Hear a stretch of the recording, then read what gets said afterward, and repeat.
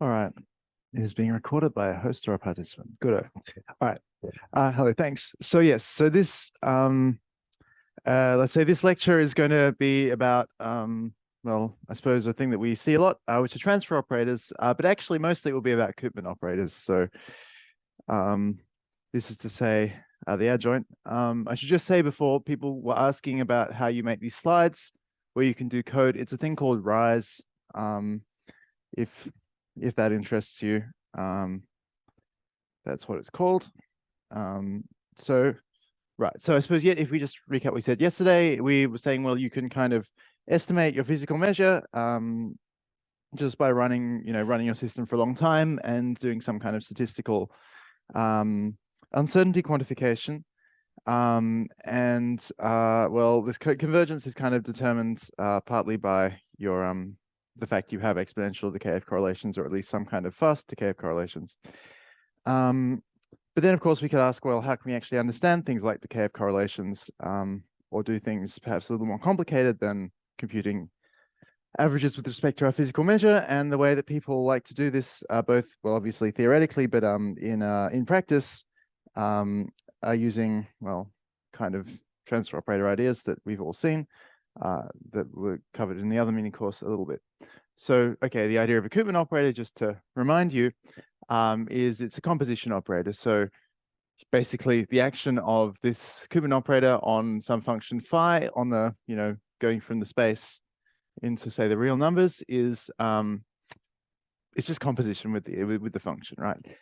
This is kind of, the Koopman operator is actually the one that, I mean, as Carlangelo told you, kind of the one that people historically use to try and study dynamics, and is still kind of big well, still big in probability theory, but also in well, when physical scientists, people try and study dynamics, they like to use this. Not even complex dynamics, just dynamics in general. Of course, we've always looked at transfer operators in dynamics because for, say, uniformly expanding maps, they're easier. But I mean, somehow they're the adjoint. So whatever it is we can say with a transfer operator, you should be able to say with a Koopman operator, and vice versa. But you should be very careful because, let's say, the spectral properties of well, both of these operators vary wildly depending. We've seen we've seen that they vary a bit depending on your function space, but they can actually vary quite wildly depending on the function space. But somehow I'm going to, at least for this talk, I'm going to kind of sort of gloss over that and just say, well, everything that happens in the correct Banach space for L is somehow going to happen for our Koopman operator and vice versa, and that's what we're going to see numerically. It's an interesting question as to why that is. Perhaps, but well, okay. So the question I'm going to talk to you about is Galerkin approximation. So the question, the kinds of numerical methods that we're going to use to study the Koopman operator, the transfer operator, are going to be a discretization of them. So somehow you have these infinite dimensional operators on infinite dimensional function spaces, and you want to put it on your computer, so you're going to have to make it finite in some sense. And well, one way you can do this is just try and project your operator onto some finite dimensional subspace of your of this sort of infinite dimensional space that you're working in. And well, I mean, somehow you want to do this projection in the best way that you can. Perhaps also you want to do this projection in and you hope that then when you have this sort of approximated operator, if you sort of plug this approximated operator into all the formulas that you use to for transfer operators, like you try and compute a spectrum, or you try and, I don't know, find invariant measures, sort of find sort of the invariant densities, or I don't know, try and compute linear, like, sort of responses of these densities or of the spectrum to perturbations. Anything that you try and do, you can usually, anything you can write in terms of transfer or Cooperator operator, you can sort of maybe try and squeeze your finite dimensional approximation into it. And this is, I mean, somehow this is a big game in in numerical methods for dynamics. We've seen a little bit of that with Stefano's talk. We will probably see some more of that with Julia's talk, certainly. So yes, that's what we want to do. But there's kind of all of the methods there, and there are a lot of methods that we use. There's things like Ulam's method, there's things like Lagrange-Chebyshev, there's things that engineers use like dynamical mode decomposition. But the basic idea is kind of always the same. Really, I mean, there's a fundamental idea here that you're trying to do this kind of best approximation in some norm. And the norm that people usually like to use is going to be some kind of Hilbert space norm, because that's easy to work with. And the kind of Hilbert space, I mean, and often, more specifically, the Hilbert space you use is some kind of L2 space with respect to the measure. And now, I mean, of course, you know, when it comes to proving convergence of these things, or, you know, I mean, just looking at the spectrum of the transfer operator, even, that's not actually the space that it really, like, you're not actually going to approximate the spectrum of this L2 mu. You're going to approximate something that's perhaps a bit more, you know, say like like W11, or, you know, something where the transfer operator actually has some kind of compactness in it.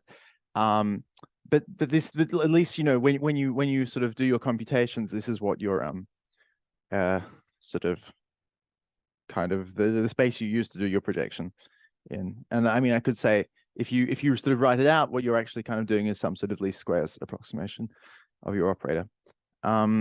So if I sort of explain to you what this kind of operator approximation is, let's just think about, actually, instead of approximating operators, just approximating a specific function. So we're living in a Hilbert space, in general Hilbert space, whatever.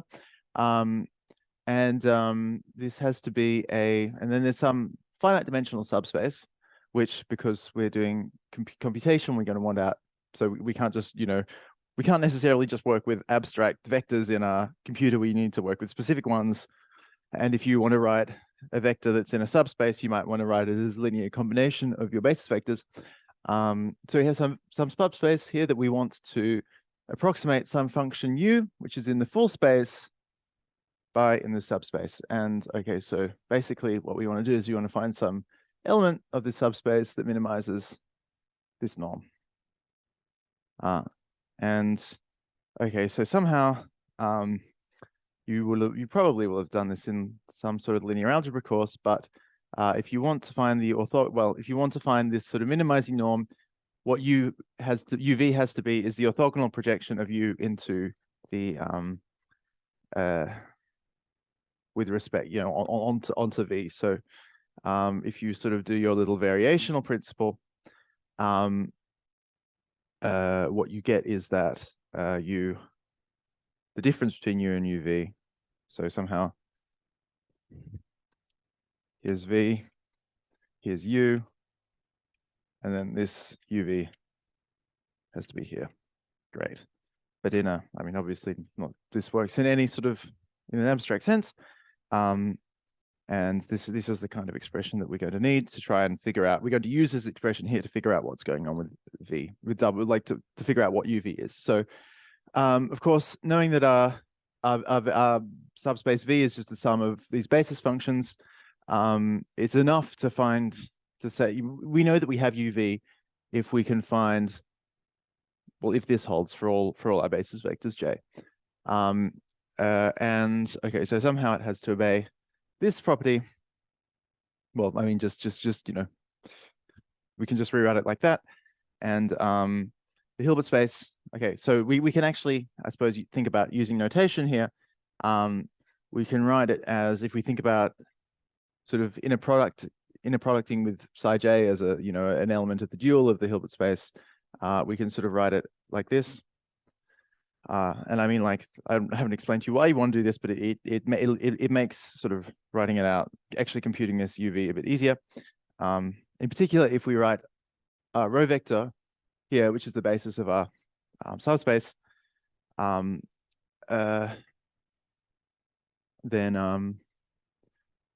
well, I mean, somehow our adjoint, we can think of an adjoint of this, and then, you know, to solve that sort of series of linear equations here, we just have to write it as psi naught star times uv being equal to psi naught star times u.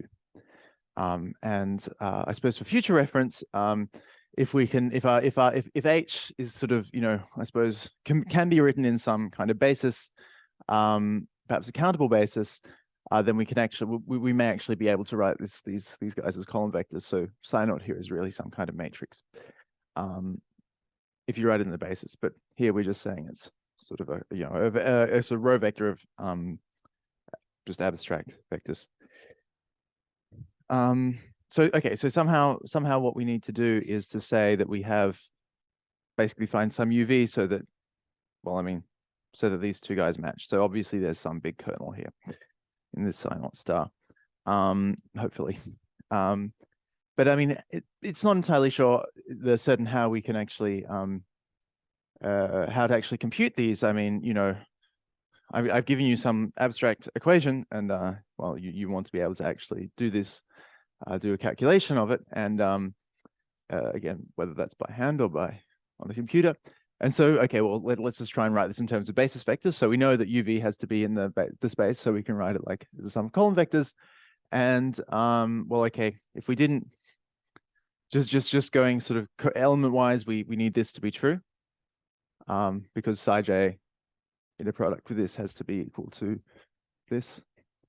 Well, okay, again, in vector notation, we can write UV like this. So for A, some kind of column vector.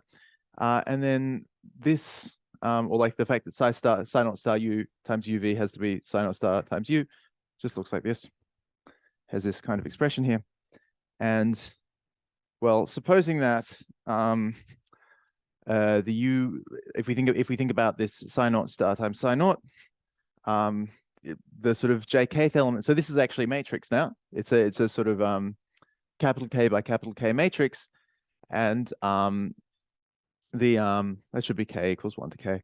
Sorry. The matrix is well, it contains these elements, and so I mean, essentially, if all the psi k's are linearly independent, then this is going to be invertible, and so well, somehow solving that equation, inverting, you know, multiplying by this on both sides of the previous equation, we get that, well, we get this sort of expression out for our coefficients of UV. And so using, I suppose that UV is just psi naught times A, we get this expression here out for our projected variable.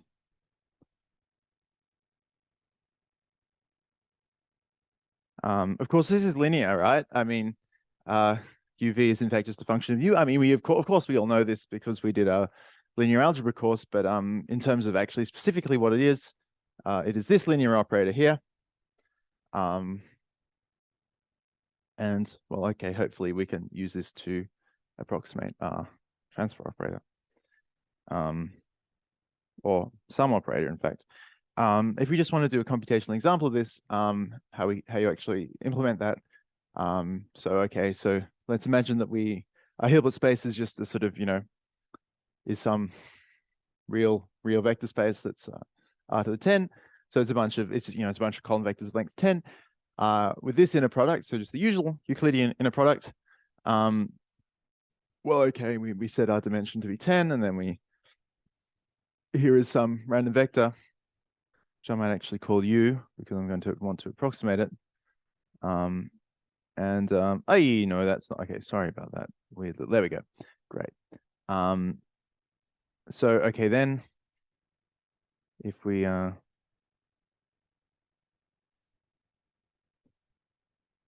mean, okay, somehow here's some.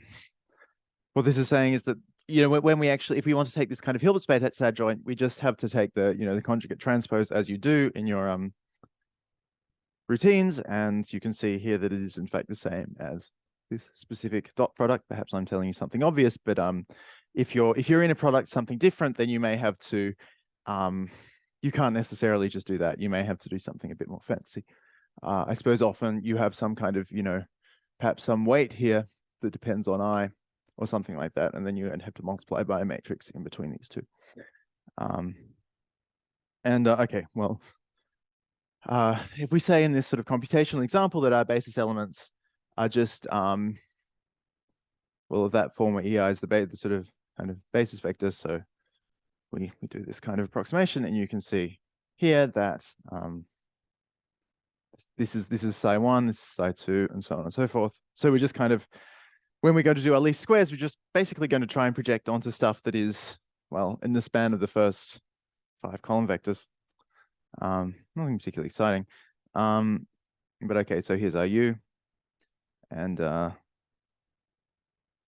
okay, somehow the coefficients that we're going to use to approximate u in the psi basis are going to be this. I mean, you can perhaps do a little calculation to figure out why that is. Okay, so somehow the UV that we're approximating, I mean, gets it exactly right up to the first 5 digits, and then it just gets zeros because somehow the basis vectors we have can't do it. I mean, this is not kind of natural, but perhaps, but I mean, okay, so somehow you probably could have figured that out on your own.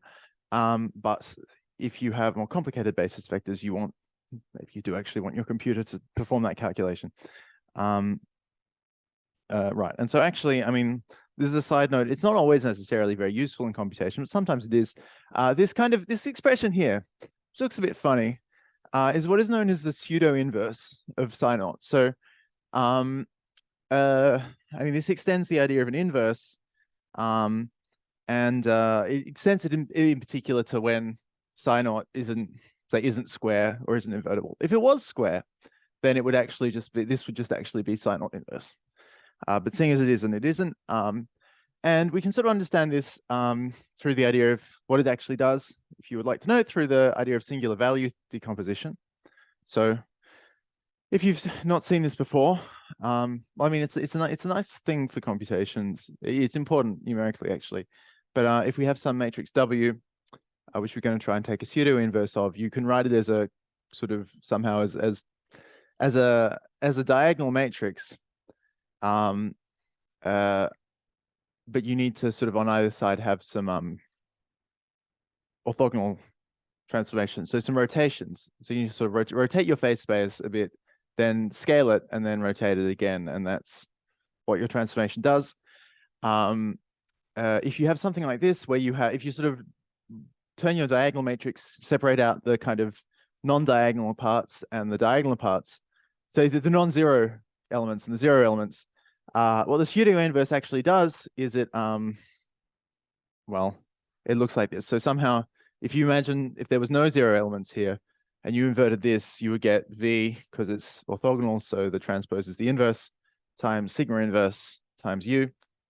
But of course, we have the zeros, so the pseudo inverse kind of gets rid of the zeros. I sort of ignores, says, well, the zeros can just be zeros, whatever. They're kind of being inert. And so this is, I mean, so this kind of perhaps says something about how the sort of well-posedness of this. So, you know, if you have some little error in your psi naught, how this is going to change, the answer is it should be okay as long as your non-zero singular values here are reasonably big. Like these, they're not too close to zero. And what this is actually kind of saying is that your basis vectors are not too, they're sort of all kind of don't sort of look too similar, let's say. Although actually what the pseudo inverse is good for is if you do accidentally have two basis vectors, or like, you know, some sort of linear dependence between your basis vectors, it can kind of sort of work through that, and you won't get an error in your computer. It's actually kind of nice. There are some sort of specific routines on your computer to compute a pseudo inverse, and at least in Julia, you can use a generalization of the regular inverse. As you can see, so I've just taken a really big sort of matrix and a really big vector to approximate. As you can see, it's actually not faster to use this, but at least for the purpose of this talk, this is a lot cleaner. So I'm going to just write this, but probably in practice, you should, depending on your implementation, you should use this. You should see which works for you. Yes. And also, by the way, I don't, maybe it's like this in MATLAB or Python, but sometimes, you know, sometimes you accidentally divide by something you don't really realize is a vector, and you get this like really big, like it somehow gives you an answer, but it's some weird garbage matrix. The reason is because of this overload. Anyway, because I suppose this is, you can have right division, which is /. Anyway, that was a little mystery. When I sort of discovered this, that was a little mystery solved for me. But anyway, so we sort of kind of figured out how to approximate a operator in, so to approximate a vector in a finite, using sort of in some optimal way in a Hilbert space, but we want to do an operator. So the answer is everything's linear. So we just kind of continue, operate, just extend to operators. So we have some nice bounded operator, and we apply it to UH, and well, okay, somehow this is going to be still be in H, and it looks like this. But that actually does, I suppose it doesn't have to be bounded. It just has to be go from H to H.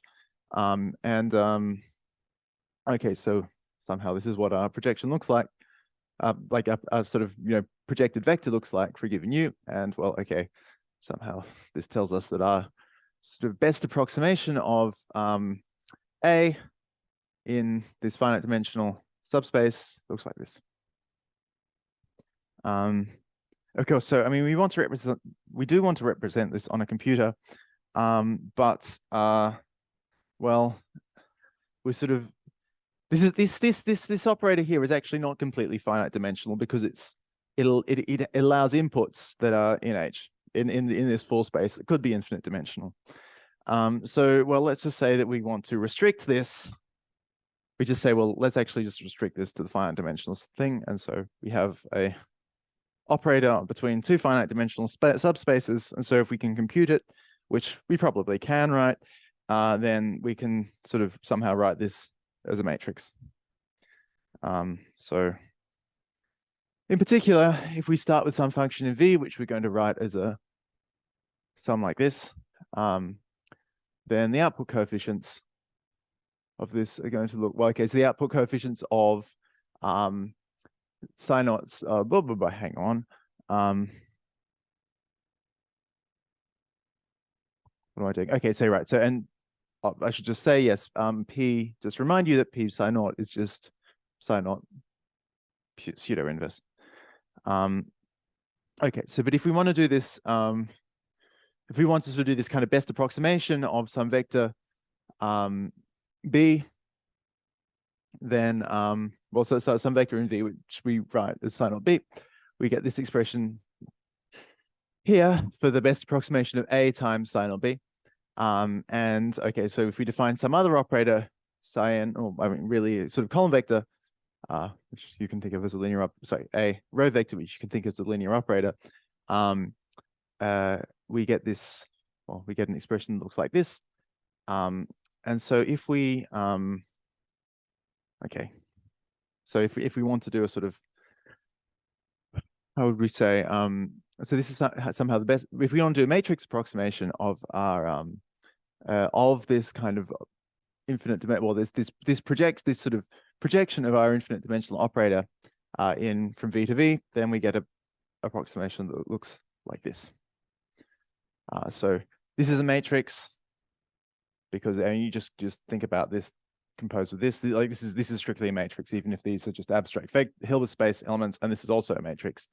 So this somehow A here, non-curly A here, tells you what capital A is doing, at least when projected, in terms of basis coefficients. So this here is something we can represent on a computer if we can compute these inner products.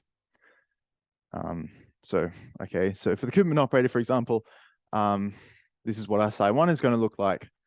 Our psi naught is just going to be this without the compositions, and then perhaps we try and take the inner product between our composed operators and our non-composed operators here, and then between the two non-composed, well, between non-composed operators here, and try and do something with it. So if we just do an example, I'm going to choose, just to make everything easy and sort of easy to, well, I mean, just clear to see what some kinds of, let's say, basic computational problems are going to be. We're going to choose some very simple maps. So here's our doubling map, but well, it's a doubling map on -1, 1, just for simplicity, well, in some ways for simplicity. So the graph of this function looks like this. Here's f of x. It's expanding. It's chaotic. I think it's analytic. we can actually compute its spectrum. Well, I mean, sort of, okay. We're going to want to, let's say that we want to try and compute its spectrum, because perhaps that's a reasonably good way to see what this projected A is doing. But we're going to take again our Hilbert space, which is an L squared space, and we're going to take some monomial basis functions. So, I mean, this is the simpler, like some simple smooth functions to approximate with, like this. And okay, so what does this actually look like? Let's say that we take 16 of these guys. So K is going to be 16. Okay, so somehow I'm actually just going to do this in some abstract sense. So I'm going to write my vector of these guys to be how do you say vector of these guys to be just functions, like kind of, I'm just going to, it's going to be a vector of functions, perhaps not the most computationally efficient thing, but yes. So but this is what these functions for psi naught are going to look like, and then for psi 1 they're going to look like this. I'm saying j minus 1 because, yeah, I mean, somehow you want to have a constant function in, but you also want to start your indices from 1 if you are doing something MATLAB-y. And okay, well, we can sort of try and we can sort of compute our inner product here, just as well. I mean, this is just using some numerical integrator to integrate this from -1 to 1 with some breakpoint in the middle for technical reasons, I suppose. But basically, this computes an inner product in L2 between these two guys. And if we do this, we get, well, okay, here's our psi naught naught, and here's our psi naught star times psi naught. And this is psi naught star times psi 1, and we get something like this. And so our Koopman operator looks a bit like this. And okay, well, all right.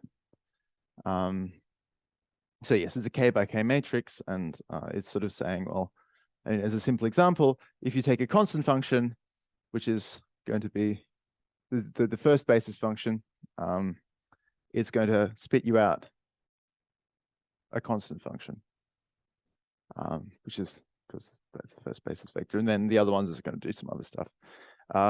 You notice, just by the way, you'll see in a moment that these numbers are kind of terrible. They're very large, but still, if we try and that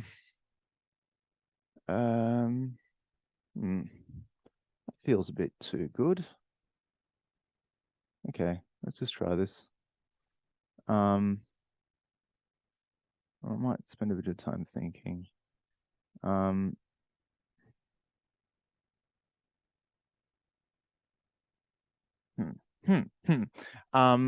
Okay, yeah, it's going to take a while because it's just going to compute some integrals, and for some reason the routine I'm using is not very efficient. But more or less, if I had not done that, you will see that it actually it approximates the let's say the true eigenvalues that you get if you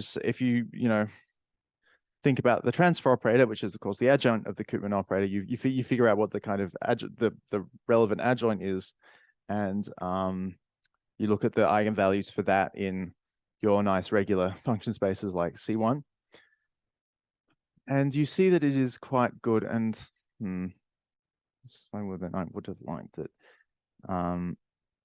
because I'm trying to compute integrals. Anyway, you see that it works. It captures it quite well. Sorry? Of that matrix, yes. Yeah, but you have to. The thing is, you have to compute this matrix, because for each element of the matrix. So this is saying for the j kth element, you should compute an inner product, which is just this integral. I don't know why it's like this. It shouldn't be like this. It's kind of irritating that it is.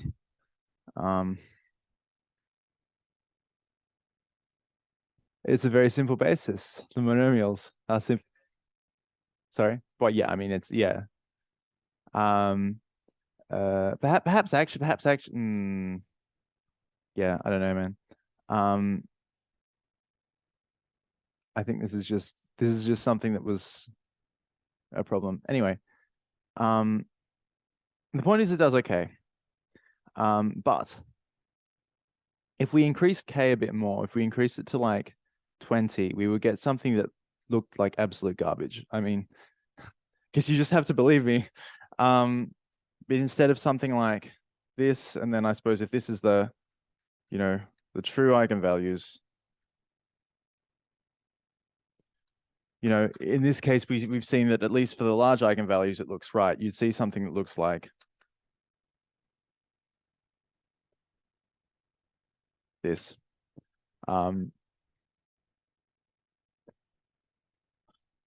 Maybe if we wait for a minute or something, it'll do it, but I'm not sure if it, oh, you know what, it might just be that k is too.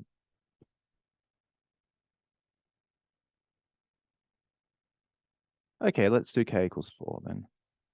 Okay, no, but hang on. Oh, oh no, there we go. No. Okay, but I think it's probably worth saying that somehow, if you recall, there were some really big numbers in that Koopman operator, and the problem is there that you have well, okay, so somehow your this projection here is into the function space is in theory very nice in this Hilbert space, but the connection between a vector in the Hilbert space and the coefficients may actually be kind of quite unpleasant, let's say. So recalling that we have to take this oh, actually, you know what? Yeah, we have to take. So this is psi naught star times psi 1, and then psi naught star times psi naught. If we try and condition on it, if we use what's known as compute the condition number, we get something at least for this. Here we go. All right, great. So there you go. At least for a 5x5 matrix, you can see that if the gray ones here are the true eigenvalues that you get out, well, let's say the true eigenvalues of the transfer operator that you can, well, I computed this using Lagrange-Chebyshev, which Julia will talk to you about later. So these gray guys are sort of somehow the kind of true real eigenvalues of this system.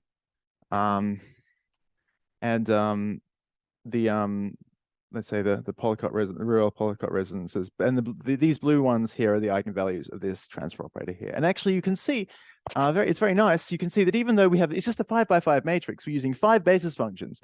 We can actually at least compute the first eigenvalue very closely. There's a gray one just sitting behind it, and the second one not too badly. So somehow, even though these transfer operators look very scary, at least when you have a analytic uniformly expanding map, you can approximate them. You can sort of at least, the sort of their outer spectrum, you can approximate very, very, very easy. I mean, you could probably do this by hand. I mean, it'd be a bit tedious, but it's absolutely something that you could do in, I don't know, an hour or something. So I don't know why people weren't studying transfer operators back in, I don't know, 1920 or whatever. Okay, but somehow when you get for this bait, and I suppose you're probably going to have to take my word for this, when your basis, when we get back to this sort of larger k, things tend to go a bit awry. And in particular, we find that, well, let's say we have this poor conditioning of this measure here. So somehow the conditioning is like the product of your matrix and your matrix inverse. So if your operator is close to being non-invertible, then, or is just sort of somehow kind of not very, like a long way from being kind of orthogonal, then, well, your matrix is going to be kind of sensitive to numerical error. So if we actually imagine we take our, this is for K being 16 again, if we take our original matrix, but then this sort of inner product matrix, but then we introduce some sort of small error. And you can imagine this small error. I mean, it's natural because you have to discretize, you have this floating point round off error in all your computations, because you're doing computations with a finite error. Then the Koopman operator looks like this. So right. So then you can do a sort of different approximation of your Koopman operator with this sort of small error, and you can see that these, I mean, really, the Koopman operators that you should get should be quite similar. But in theory, but in practice, they are really all over. I mean, somehow the difference between them, like these huge numbers, right? I mean, it's not just small error should not give you this much difference. Yeah, so somehow if you think about an order 10 to the minus 8 error times a conditioning of 10 to the 10, then you should get something that is some errors that are of order 100. So this is kind of just what's going to happen. But the reason that we're getting this behavior, and then I should just remind you that as you make k bigger than 16, it will eventually kill you. It will give you some stuff that looks just like garbage with these purple guys everywhere, these eigenvalues everywhere. But the reason for it is that all our basis functions actually look really similar. I mean, here are your monomials, and if you look here, if you have some function, I mean, how do you know which basis element to choose, right? And so, okay, well, I suppose if you had infinite precision, it could all work out fine. But if you do not, as usual, you probably want to choose some basis functions such as the Chebyshev polynomials that look a lot more, that all look different to each other. And of course, there's lots of ways to choose these guys. The Chebyshev polynomials are sort of somehow orthogonal on -1, 1 with respect to some measure that is not uniform measure. It's sort of got some, has a specific thing that probably Julia will Julia tell us about it? There we go. Yes. So you should all look out for that.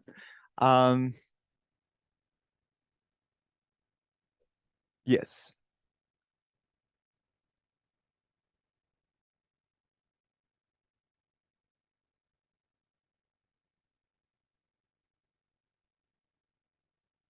Yes.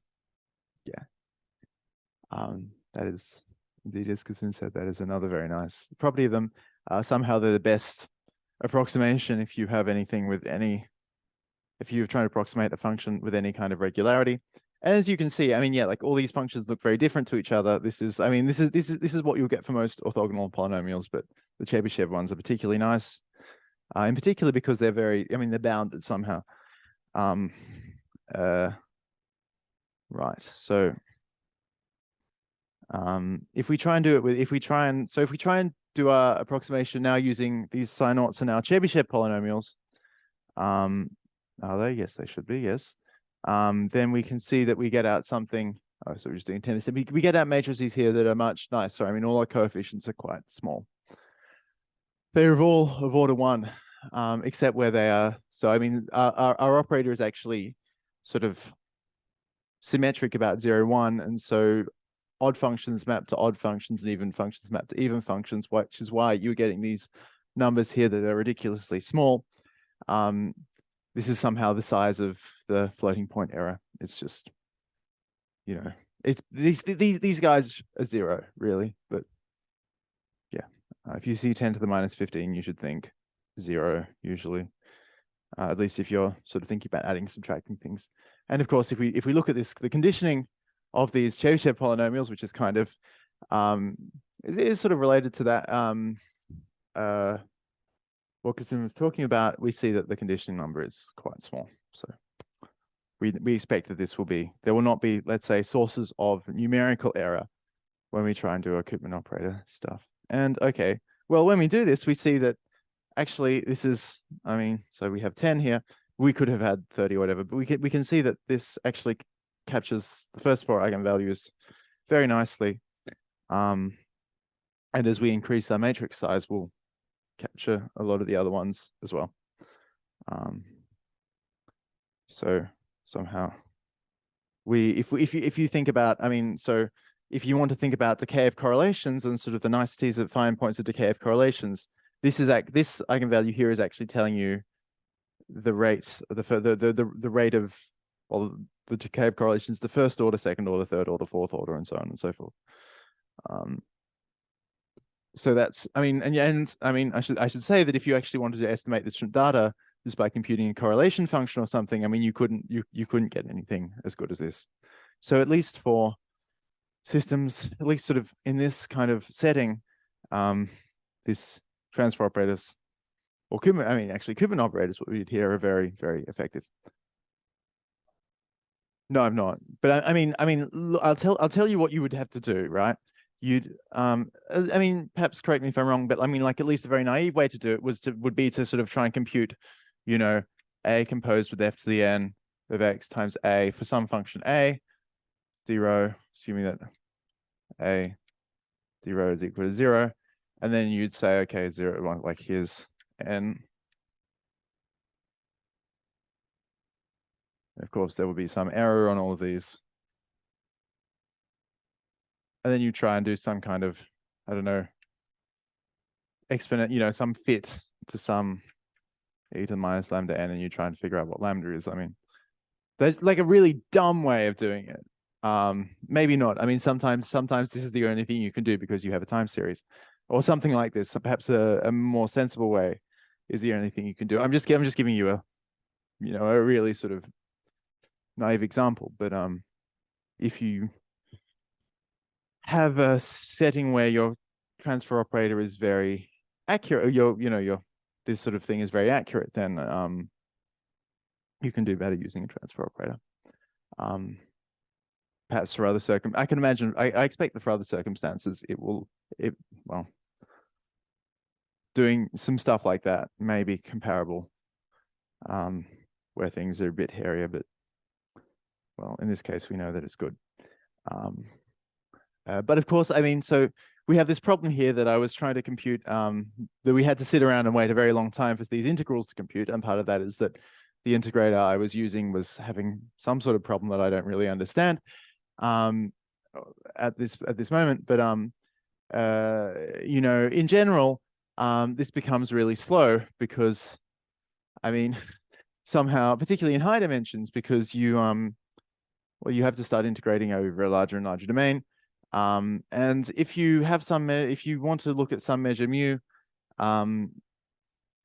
that you don't know explicitly, that becomes a problem. And also, if you don't know you don't actually know your dynamics, that also becomes a problem. So you can imagine that you just have some time series of some, as often happens, you have some time series of some data that you have observed. You don't know your map, but you want to try and do some, well, you know, do the sorts of things that you would do with a Koopman operator or a transfer operator. And okay, so somehow we want to be able to reduce this to something that it just involves some data. So, or let's say some points. So something discrete. So, okay, we can say, well, all right, let's suppose that we have some points, xn, which are a sample, doesn't have to be independent, but, you know, a sort of reasonably good sample from our measure, mu. Then we can say, well, okay, here's some empirical measure, and we hope that this approximates the full measure. And then, okay, well, somehow we can hope that inner products with respect to L squared mu n as opposed to L squared mu should approximate inner products with respect to L squared mu, which is what we were doing before. And okay, well, somehow in this setting, the inner product is just a you can reduce it to just saying it's a, I mean, perhaps you should just convince yourselves of this, that the inner product here is just a average of the dot product, a sort of normalized dot product. And so in this case, it makes sense, I suppose. If we think about on a computer, if all we want to do is to compute, you know, with a function is to compute a dot product. I mean, we have this psi naught star times psi naught and this psi, you know, this guy. Well, I mean, what we're interested in doing is looking at these guys, and also that with the Koopman operator, for example. All we're trying to do with these functions is compute inner products with them. So we may as well just say, well, we'll write this function phi as a column vector. And then, well, the dot product between two column vectors is just psi dash times chi divided by n. Well, perhaps you can avoid the n, 1 on n here, because if you scale an inner product, you'll get the same best approximation, because somehow it's the norms are very, very strictly equivalent. The norms are just scalings of each other if you get rid of this. And okay, so in the end, we have our psi naught, which looks like this vector of evaluations of our basis functions at different points. So here's an example of this. I will actually run this now. So we get, again, using our Chebyshev basis for this x. So for our, set of points that are going to approximate our measure. So our measure was L1. So our measure was just like Lebesgue measure. So we can just take an even set of points. I'll just show you what they look like. Here is x. Make it look like a vector. So this is what x looks like, just a bunch of points. When we do our Chebyshev approximation, well, okay, so somehow this is psi naught is going to look like a bunch of Chebyshev polynomials. So constant function, x, I think this is 2x squared minus 1, and so on and so forth. Just the Chebyshev polynomials. Then this is what it is. The Chebyshev polynomial is composed with some f of x. And so, okay, well, in fact, psi naught I see. So our psi naught and psi 1 are matrices. And so we could say psi naught dash times psi naught inverse, left inverse with psi naught dash times psi 1. And okay, so somehow we get our matrix here, but I mean, just for simplicity, I'm going to write it like that. Actually, you can see the other one was a bit better, but maybe, but anyway, we get something like this, and using our pseudo inverse, and so if we compute again our spectrum, we see that we see that we actually again get a very good approximation of the spectrum. So in this case, we've got the first 3 eigenvalues pretty bang on. And of course, I mean, when I did that, I was using a sort of somewhat silly amount of data. I wasn't actually. I was using 20,000 points. So, perhaps that's a reasonable amount of time series to have, and you see that we can get this bang on. Although I should say that these are going to be. I'll hopefully give you a theorem next lecture. This is a very good system with which to do this kind of approximation. It's somehow a lot better than you might expect. But also, I know, like somehow its best possible is much higher than many other systems' best possible.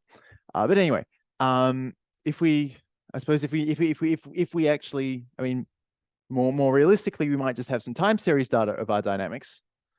So we could say, well, okay, let's make our inner product L squared with respect to the physical measure, and then this data here, we hope that the empirical measure of this will approximate our physical measure, which is a reasonable thing to say. Perhaps the Birkhoff-Ergodic theorem would tell us that.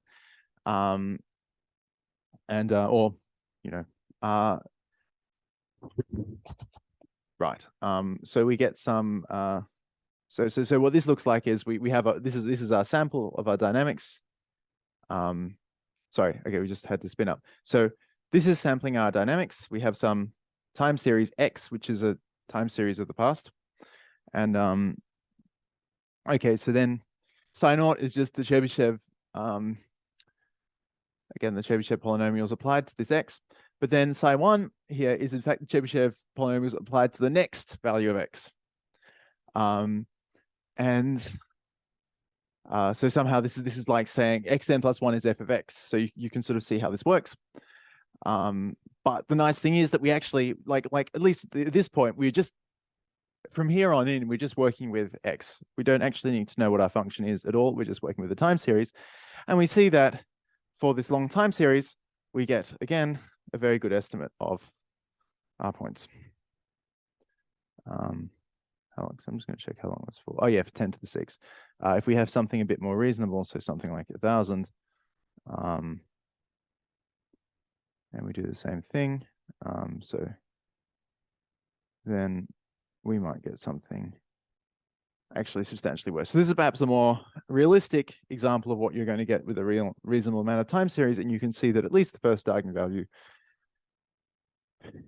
looks kind of reasonable, and the rest we kind of get garbage.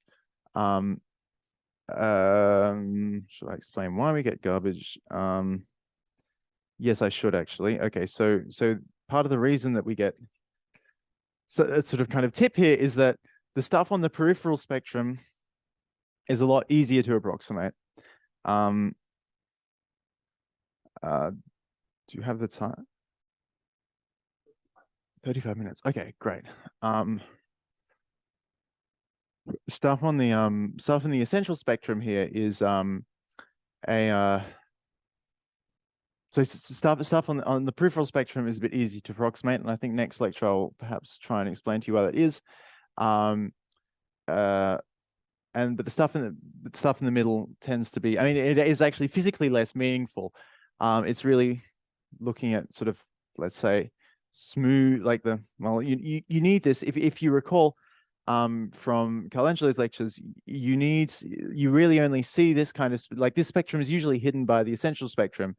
It's only when you start looking at higher regularity function spaces that you start to care about this. So it's saying something about higher regularity properties of your map, and often that's not very important in practice. Anyway, you can see the important stuff, which is the peripheral eigenvalues. So perhaps let's say a more sort of a less nice, less genteel example of a of a map that we could try and do some kind of Koopman operator approximation is something that is not analytic and uniformly expanding. It is, let's say it is piecewise hyperbolic. So yes, it has this kind of expression here. So you can see there's an absolute value. So somehow it's the derivative of this map doesn't exist for x1, the first coordinate equal to 0. So okay. So somehow the attractor of this system looks a lot like this. And you can see that you have obviously some discontinuities in the attractor which arise from other stuff. Well, yes, it is actually, I should say, it is actually uniformly hyperbolic, but it's only piecewise uniformly hyperbolic. So there are some singularities here, and you can see that your attractor kind of bends over a bit. So it's kind of like this system is actually like a sort of kind of baby steps towards looking at a non-uniformly hyperbolic system. Somehow you can imagine these points here as points where you have, you know, sort of a tangency between stable and unstable manifolds, stable and unstable directions, where your Lyapunov exponents are not sort of the same. I mean, the same, but it's somehow like all the bad stuff is shrunk to a single point. Anyway, so if we do this, we try and do our regular DMD now. So, but of course, now we're in 2 dimensions. So if we actually need to, we can't just think about, you know, our basis functions in, we need a sort of 2-parameter family basis functions. So we have to, it's a bit like, you know, Fourier series, you need to think about 2 directions. And so we have let's say the Chebyshev basis in the sort of X direction, and then a Chebyshev basis in the Y direction for this bit.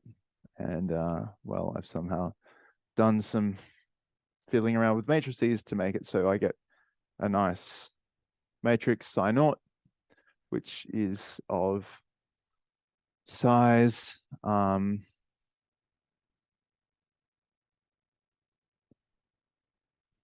num n times k, which is 25. It's 5 by 5, so I have 5 Chebyshev polynomials in each direction. A million. There are a million random points. So this is from a time series. It's sampled from the attractor.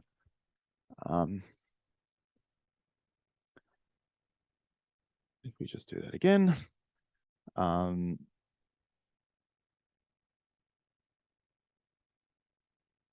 it's just going to think we should get out some spectrum reasonably. Why is it doing this? Why is it doing this? I'm just got to think. Oh no, there we go.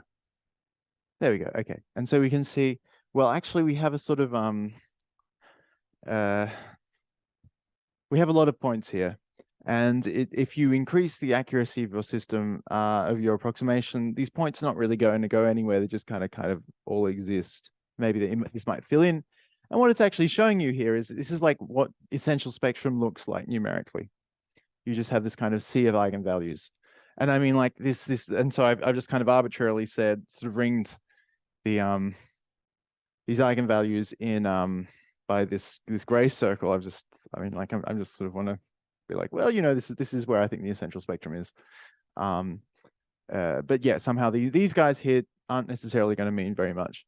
But well, this one here is at 1, and because we're looking at a transfer operator with respect to the physical measure, this here is, and again, if you look at the Koopman operator, do I have space to do that? I simply may have, oh, no, there we go. Where are we? Here we are. If we look at the Koopman operator, we can see here that, okay, so up to this floating point area, we can see that 1 is actually, the first basis function is invariant. So we know that this is going to be the first function. It's just like constant. This is saying the constant function is actually invariant with respect to this Koopman operator, which is sort of what you expect. So that's the right-hand orange guy, but the left-hand orange guy is here we go, is pleasingly close to the edge. So we kind of expect that it will mean something physically. And indeed, it sort of does. It's a if we plot the Koopman operator, this eigenfunction on our space. So we just actually what we're doing is so I'm somehow plotting the points, and then I'm saying, okay, well, the color of these points is going to be the eigenvalue with smallest real part. So this is just saying, well, okay, this eigenvalue here. We're just going to we're going to plot it.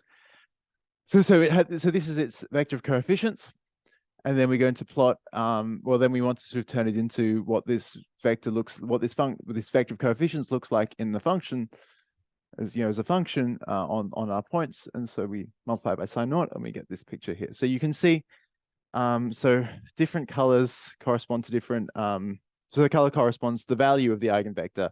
It's, I think, blue when it's negative and red when it's positive, or maybe it's the other way around. But you can see what this is kind of doing is it's partitioning it into two different sets. Well, if you think about what applying is, and of course applying the Koopman operator to this function says, okay, well, we look forward, we say, I always find it a bit difficult to see, but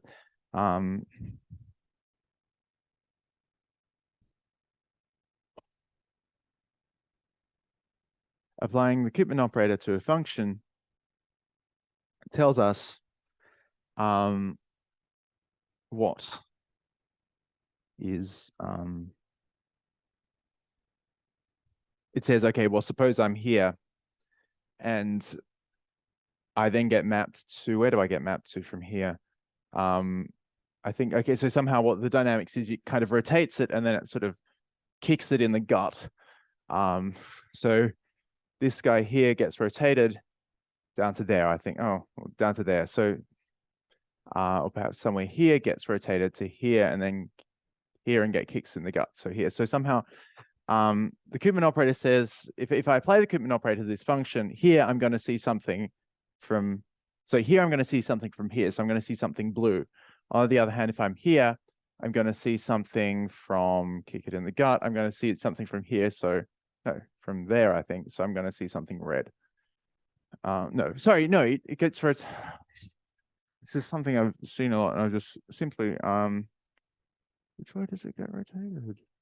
No, sorry, it must get rotated. So it gets rotated this way, and then it gets kicked in the gut. So if you're here, you get moved up to here, and then kicked in the gut. So next step, I should expect to see something red. So you can see what this function is actually doing is under the action of the Koopman operator, it's going to flip color. So stuff that is red is going to look blue, and stuff that is blue is going to look red. And if we do this, please work. There we go. Yeah, if we do this, we can see. So this is what our function looked like before. I haven't plotted all the points, so it looks a little bit ragged, but it also give you the idea.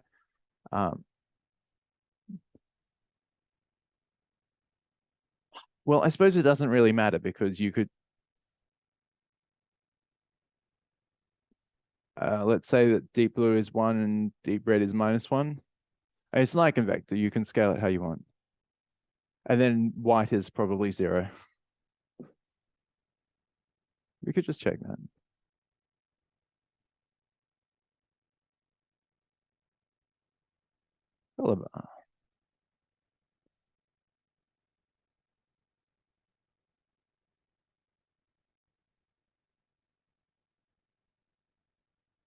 This should not be so hard. I'm not sure what the problem is. This is, I suppose, the risk of computational talks, that something is going to go wrong. Well, anyway, when that finishes, I'll get back to you.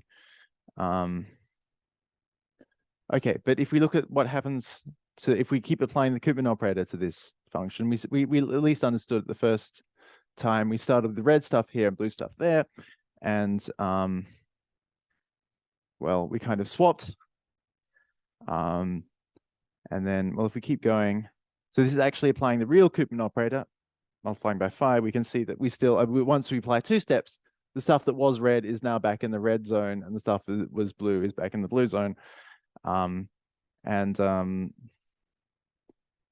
we keep going, and at some level it degenerates, but what we sort of seem to see is that redness and blueness more or less alternate. So if red and blue, if red always stayed red and blue always stayed blue, we would call this an almost invariant set. We'd say that, let's say this blue zone is an almost invariant set. I'm not quite sure and the red was also, so somehow stuff from the blue area didn't really leak out very much, and neither did stuff from the red area. The thing is, though, of course, I mean, I don't really know what to call this. Maybe, I don't know, like Gary Frohland or someone who does a lot, I mean, who's big into this sort of thing, would have some word for it. But I haven't really seen anything about it. But I mean, somehow it's sort of like a almost anti-invariant. I mean, it's sort of almost flipping 2 zones here. And so you can sort of imagine that there's some line here that doesn't stays close to being invariant. And I mean, actually, this is a bit of a if you sort of wanted to understand this dynamically, if we changed our parameter a little bit, we would see that this attractor splits into 2 periodic components. And this is, even though if you just look at this attractor, I mean, without this sort of oh, there we go. Sorry, to the bottom. It's kind of hiding itself. Yeah, but you can see white is about 0 and blue and red are, I mean, obviously it's decided to rescale it to some small number, but yeah.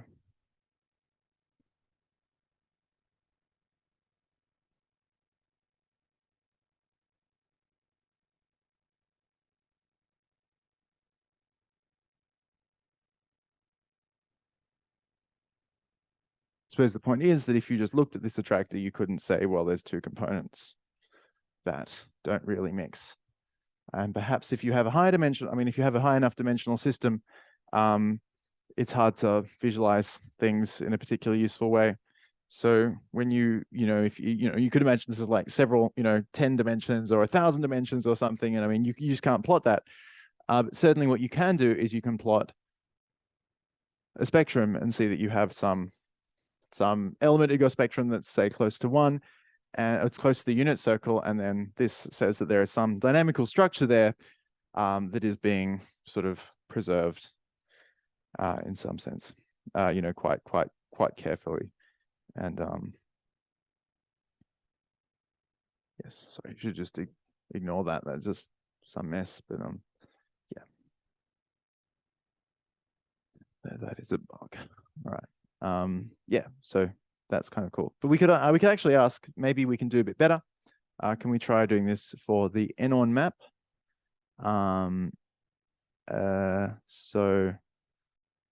This is actually something that is truly non-hyperbolic, and I'm not going to change it from the lossy because whatever, but maybe I will.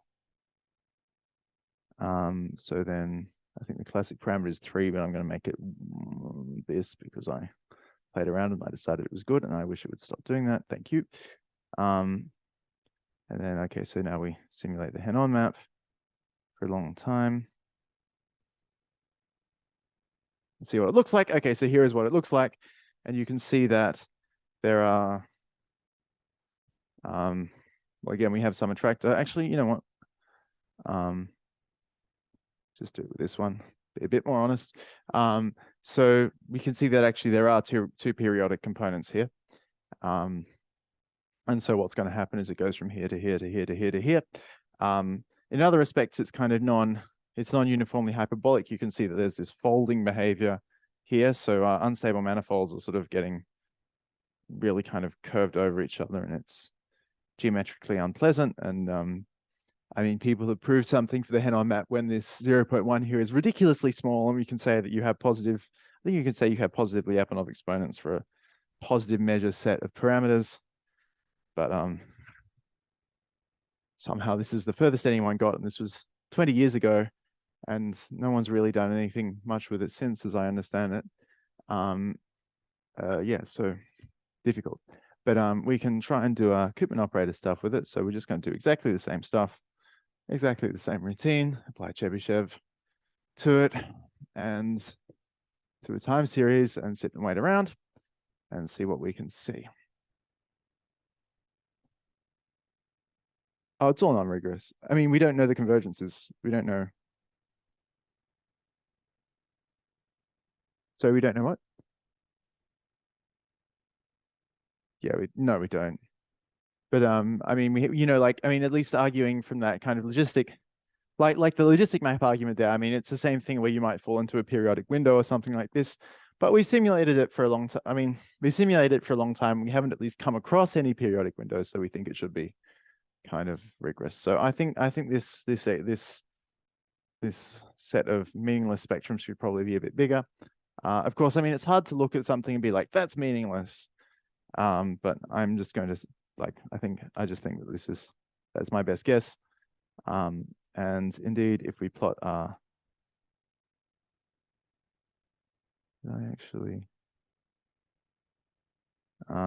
if we try and plot this leftmost eigenvalue, which is actually similar to leftmost eigenvalue for the lossy map, you can see that they're very similar.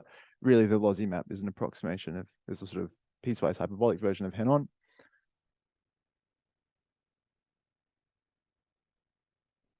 It's exponentially mixing. No, I mean, you know, there's not an a priori bound. I mean, perhaps if you go through, I don't know, Baladi and Guzel 2010, and you do make all the sort of compactness arguments into, you do a lot of work, you might get an absolutely terrible bound. You might be able to get to a reasonable a posteriori bound like Stefano was talking about if you wrote some numerical methods for it. No one's done transfer operator numerics for it. I've done some sort of time series stuff, but yeah. So here, okay, I mean, somehow it's not really telling us, well, it's telling us something we could see on our picture, but you imagine this is in infinite dimensions, you wouldn't necessarily be able to see that there were two separate components. And if I mean, you know, again, we apply the Koopman operator to this, we'd swap red and blue. And it would be quite good. But of course, if you, well, I mean, again, if you were sort of just change your parameter up a bit, I think I tried 12, these two components would get closer, but they would only just marginally overlap. So there'd still be some kind of almost invariance going on. So at this point, I suppose, how much time have we got? Sorry? 20 minutes. Okay. Oh, golly. Okay. At this point, let's just have, I feel like we should have done this earlier, but I think we should just have a minute's silence. just to sort of rest our brains for a second.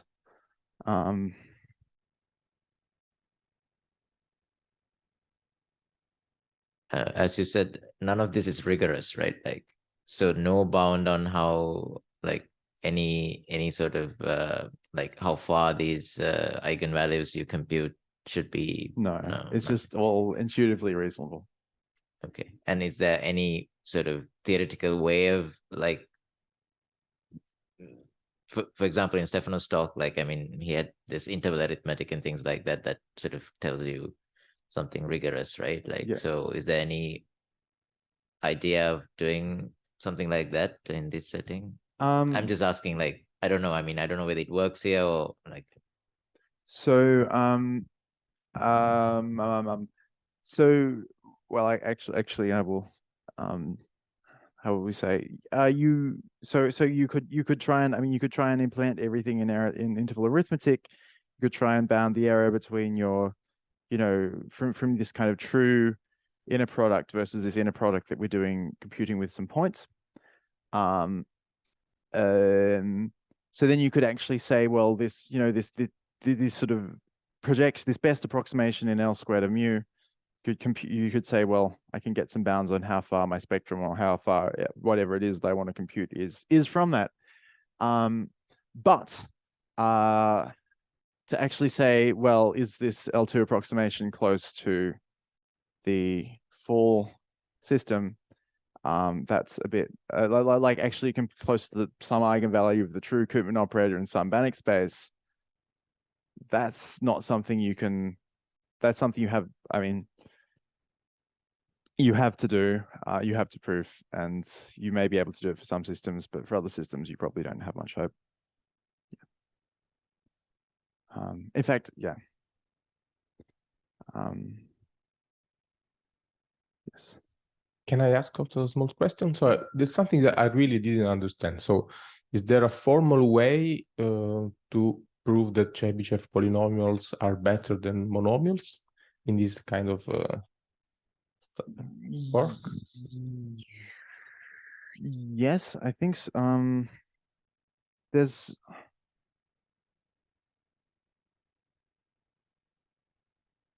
something called Bernstein polynomials, and okay, so Chebyshev polynomials are not positive, like they have negative, but then among positive basis, it's a known fact that Bernstein polynomials are the optimally stable ones, and then Chebyshev polynomials, and there's a transformation that transforms Chebyshev into, yeah, there's some sort of an optimal stability hidden there. Like, so I mean, I use Bernstein polynomial basis in some other work where we estimate data densities using normalizing flows. It's a machine learning thing, and then we could show numerical. I mean, there's a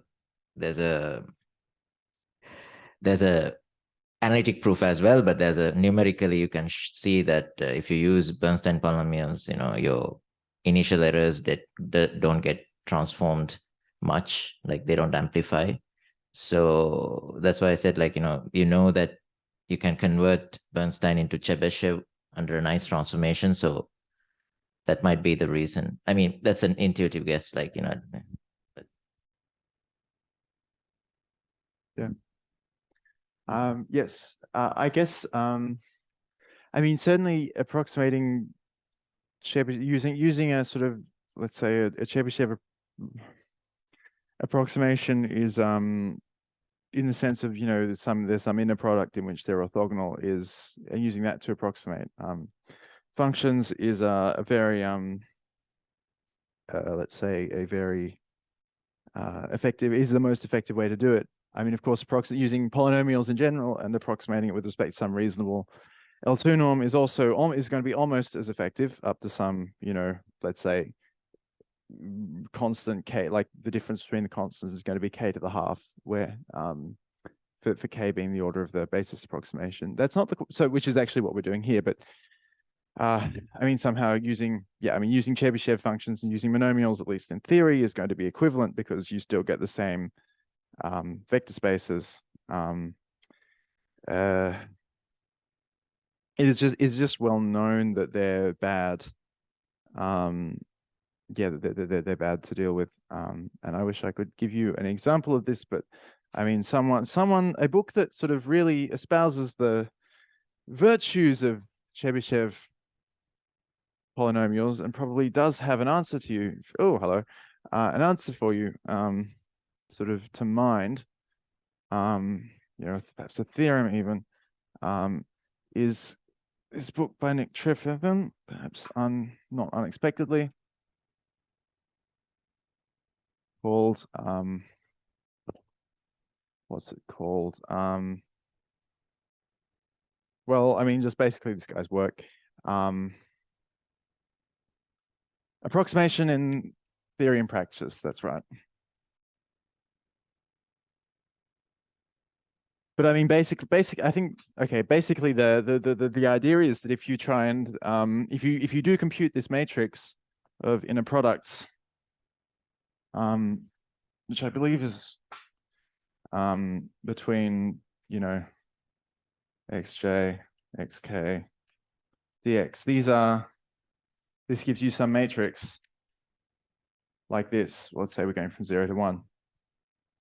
And well, somehow this matrix is you know, 1, a half, a third, and so on and so forth. At some point, you know, you have like 1 on 1,000, 1 on 1,001, 1 on, I don't know, 1 on 1,001 in each direction. Somehow this at least, you know, at least these blocks of matrices, but in general, are very, very close to being non-invertible, right? I mean, they're very, very close to looking like, you know, just like constants.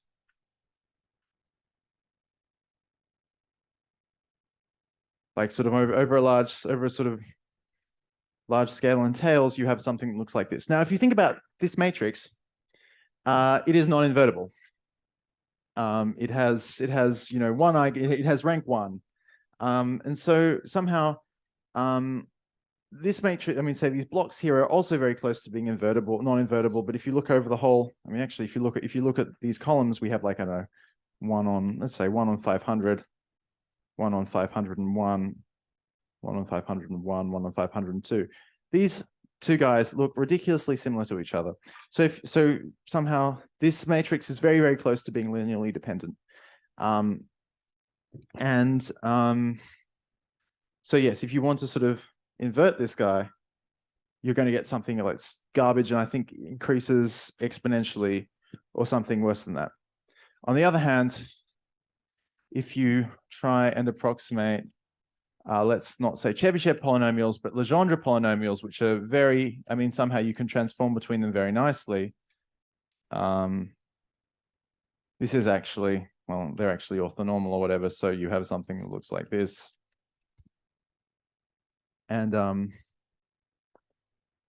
well, this is diagonal, so somehow, you know, and perhaps the elements in the bottom decay like so, but you so let's say these are kind of like some nice sum of Chebyshev. I don't know, I can't remember exactly. I mean, it's nowhere near this nice, but you know, like perhaps some. There's an expression relating these two in quite a pleasant way, and you can see that. So somehow you're just multiplying this by some other matrix, some other invertible matrix on either side, and yeah, this is much more nicely invertible than this one.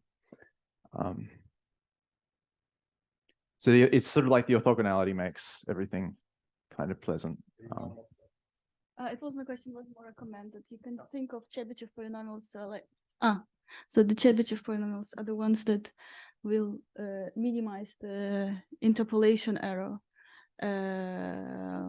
between a function and an approximating function. The Chebyshevs are the one that minimize this.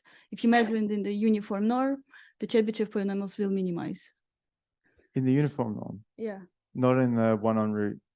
So just so everyone knows, the Chebyshev functions are actually orthogonal with respect to, oh, the uniform norm, sorry, yes, okay, not L2, yes, as you are. They're orthogonal with respect to this inner product. So you have some. I don't know if it.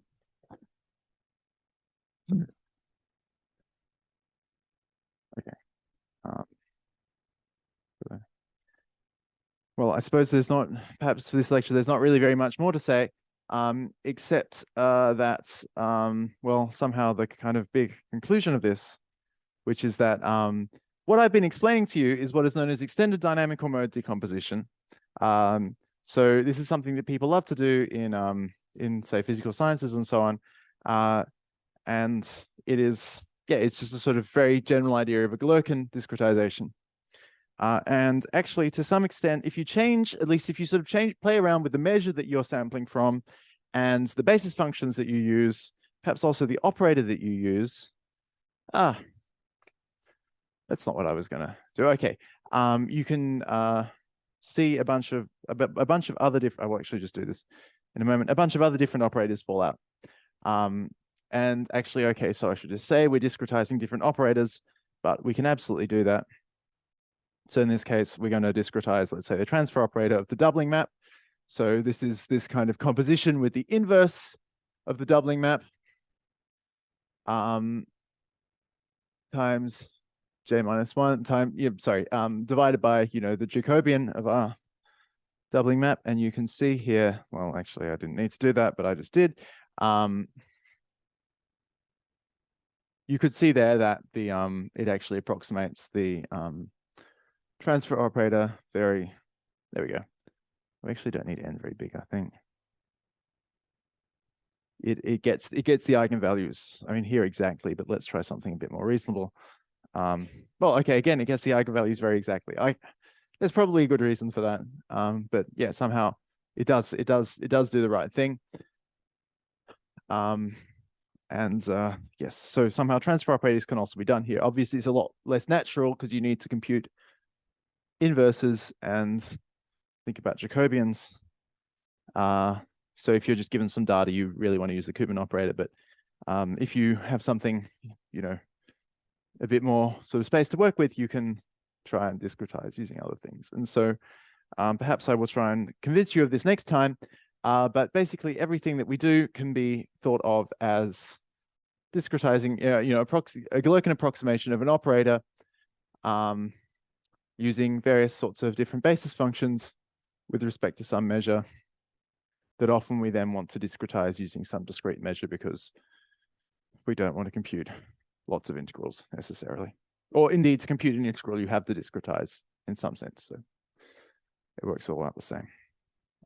Yes, so I suppose maybe there are some questions from that, but perhaps we could end it there.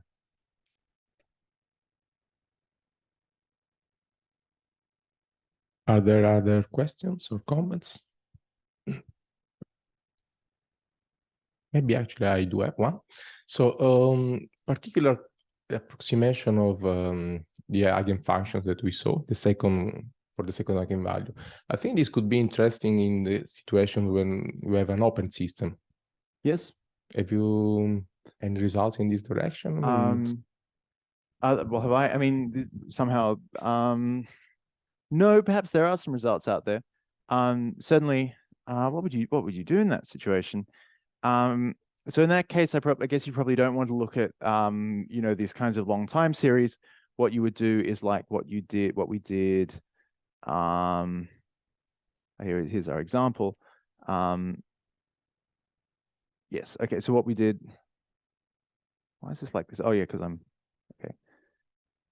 What we did here, where we just chose a bunch of points, and then we looked at the sort of where they map to. So yeah, you could again construct a transfer operator like this. But then somehow perhaps what you would want to say is, well, let's create a hole times let's say, okay, so I'm going to say we'll create a hole when, sorry? Yeah, absolutely.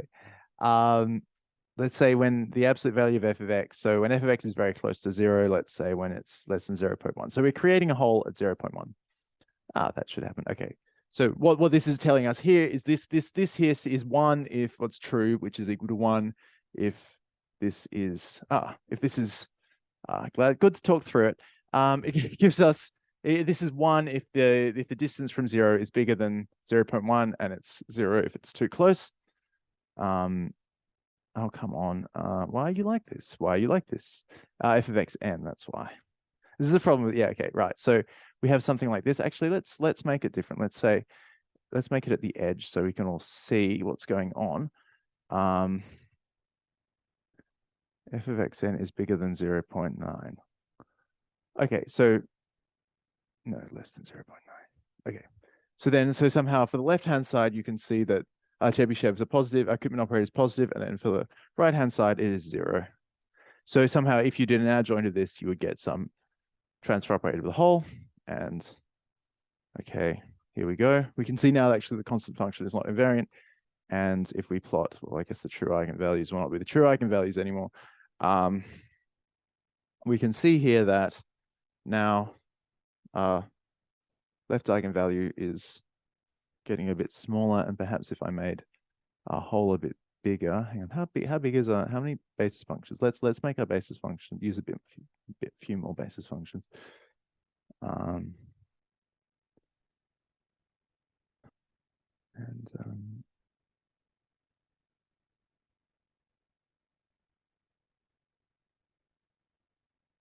there we go. Here's our new guy, and there we go. Okay. It's well, okay. So somehow what this is telling us is if we look at the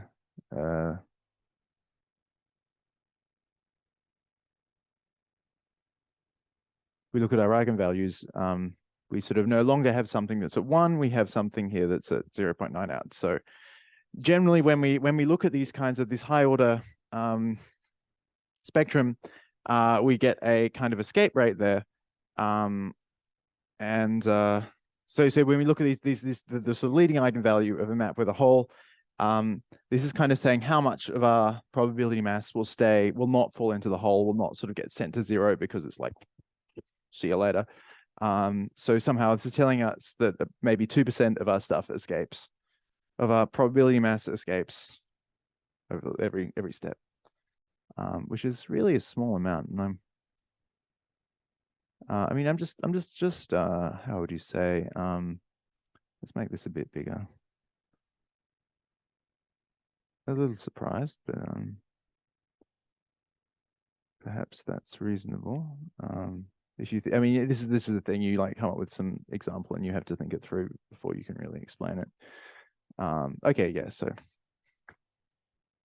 somehow, I think actually maybe if we look at the map, here we go. If we look at the map, it might actually kind of generally not spend too much time there. I don't know. I think probably suspect it probably does spend more time in the middle. Anyway. Any other questions? Other questions? Yes, or comments? Seems no. So okay, thanks Caroline again. And okay, so we resume the session.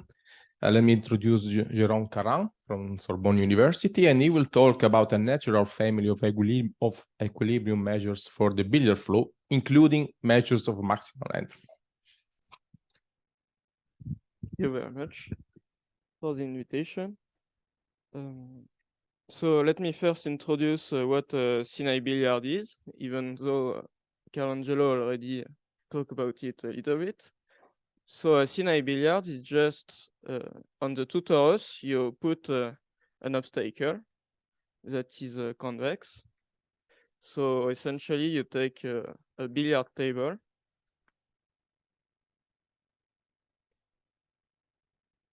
It will be Q. It is the two torus minus a finite union of scatterers. And where all the BI are strictly convex with C3 boundaries. This will ensure the continuity of the billiard flow and map. and the R disjoint. Now, in order to know the dynamics, it is the billiard flow. You can look at it in such a way. When you arrive, you make the same angle before and after the collision. So there are two ways to see the billiard. So first, there is a billiard flow.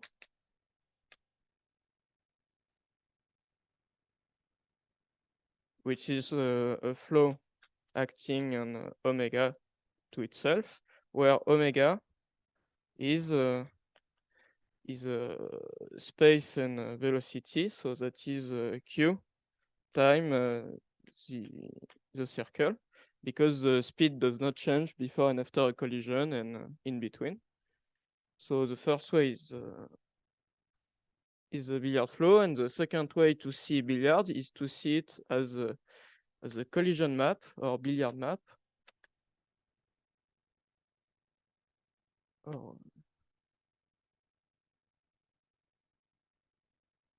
And this is to see it in a discrete time, like a map T acting on M. And essentially, we only look at the outgoing vector after a collision. So M is the boundary of Q, and times the direction, it is minus pi over 2, pi over 2. And okay, so I haven't said it, but actually this, to get a continuous flow, you quotient this space by some equivalence relation that make sure that at a collision, you are continuous.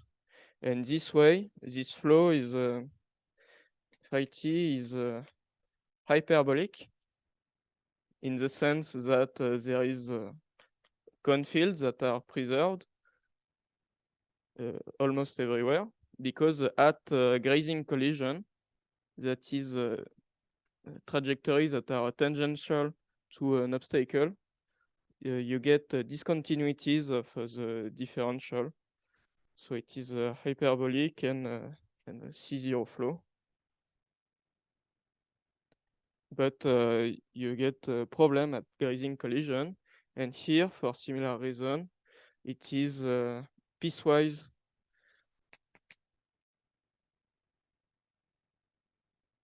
C0. And the derivative blow up. For the flow, the derivative blow up at grazing collision. And now you might want to see a relation between the flow and the map. And actually, if you add an assumption on the billiard table Q, you ask for a finite horizon. So here the table I do is does not have a finite horizon, because you can have a trajectory that go from top to bottom. It is periodic and you never see a scatter. So to mitigate this problem, you just add more obstacles.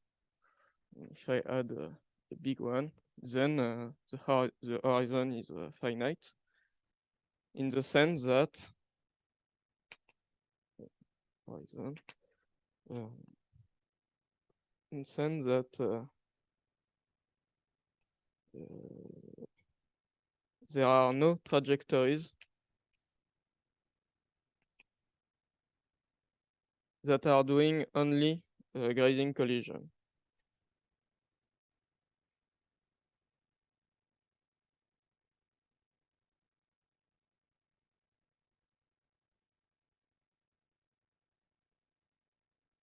And this is the assumption we will assume for the rest of the talk. And okay, in particular, we get a return time tau that is from M to R, and M is a global section.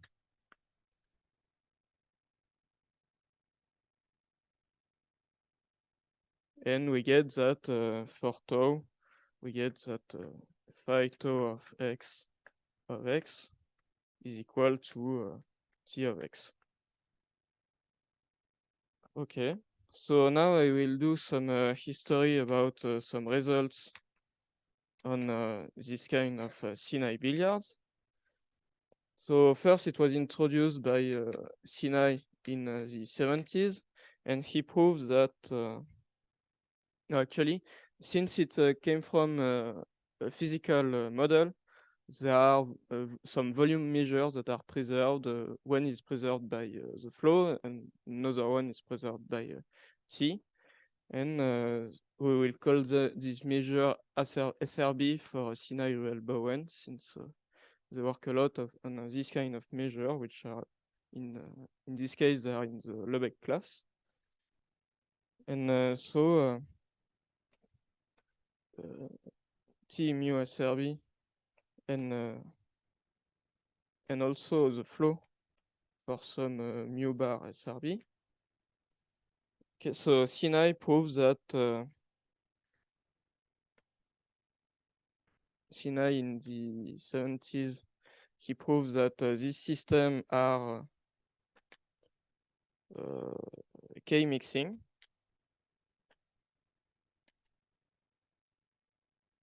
I don't know if you see that. And in the and then it was proven that they are Bernoulli.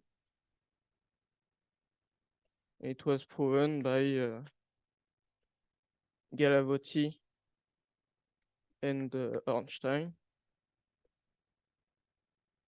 in 74, and the result was generalized and improved by Chernoff and Haskell.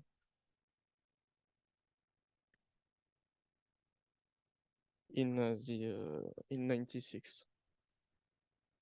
Okay, so now you can ask for more quantitative results on this system, on this measure, and so you can ask, for example, for the exponential mixing.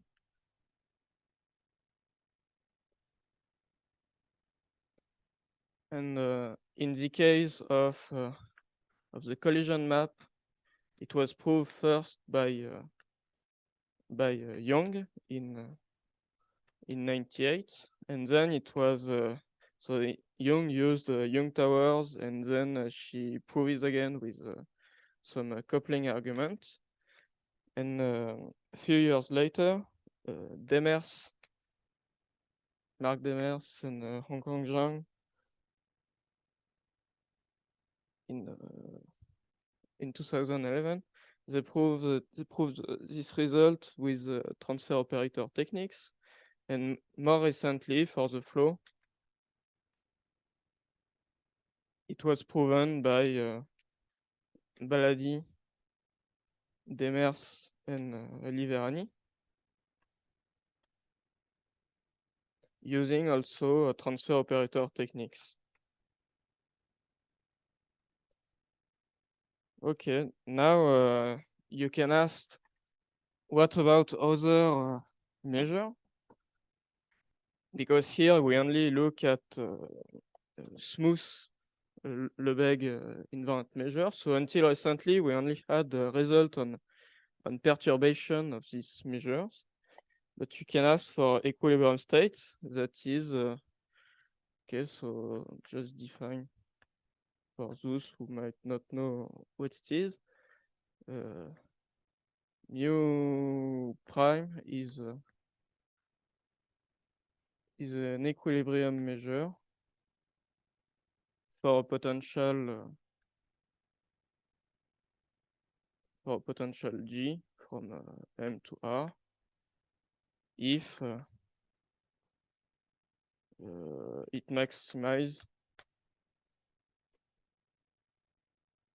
the quantity H if it realizes the supremum over mu, this plus the integral of the potential against the measure, where mu is T invariant and ergodic.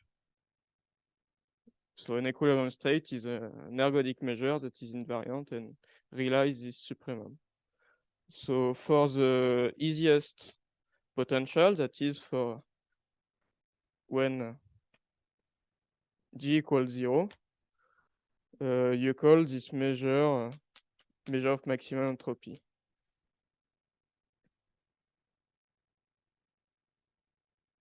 And so this kind of measure were very useful for the geodesic flow. It was used in particular by Margolis to count the periodic orbits to give sharp estimates. And so we hope that in this case, in the case of billiard, it might be useful. But so we introduce this measure, and it's not that easy to get the existence, because for example, for another system, it's the existence is free, because for an another system, the Kolmogorov-Sinai entropy is upper semi-continuous. So the supremum is always realized since the set of invariant measure is compact. And so you get invariance you get existence for free, but in the case of billiard Sinai, it's not a priori not. It's not an another flow or map for the collision map. So the existence is not that easy. And so quite recently, Vivian Baladi and Marc Demers in 2020, they prove that under some condition, there exists a unique measure that is a measure of maximal entropy for the collision map, and it was under a technical condition, which is the topological entropy of T is larger than S0 log 2. And I will come back on this S0 later, because I will need it, but I will not explain for now what it is. And actually, the system T mu star is Bernoulli. And also the support of mu star is the whole phase space. And even more recently, Demers and Korepanov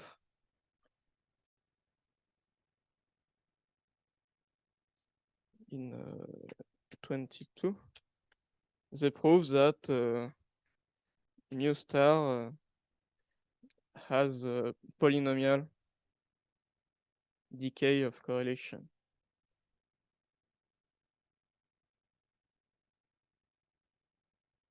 Okay, so that was for history, but now we can ask the question: does there exist a measure of maximal entropy for the flow? And this is the point of my talk, is that yes, under some conditions.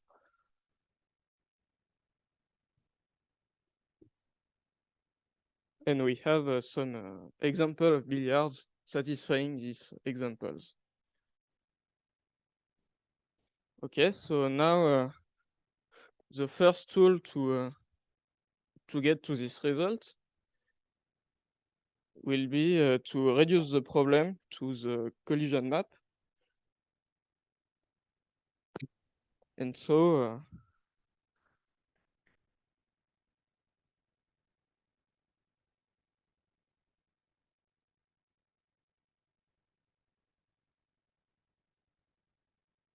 okay, so we use two ingredients and a standard fact, actually.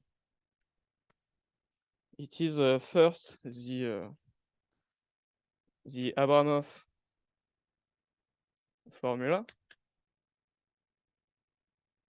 which states that if you have a suspension flow, which is the case with the collision map and the billiard flow.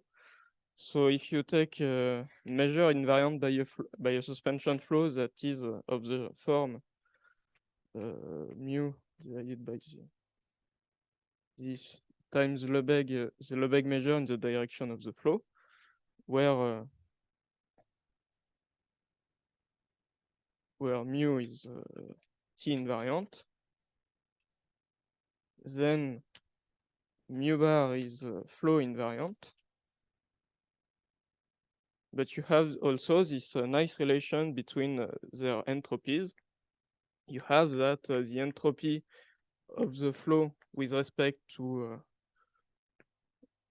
mu bar is equal to the entropy with respect to mu of the map divided by some quantity that is known. It is the integral of tau with respect to the measure mu.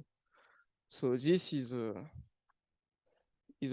crucial formula here, and we use the second as a second ingredient, the variational principle which holds for the flow because it is continuous. And thanks to this, we can say that the equilibrium measure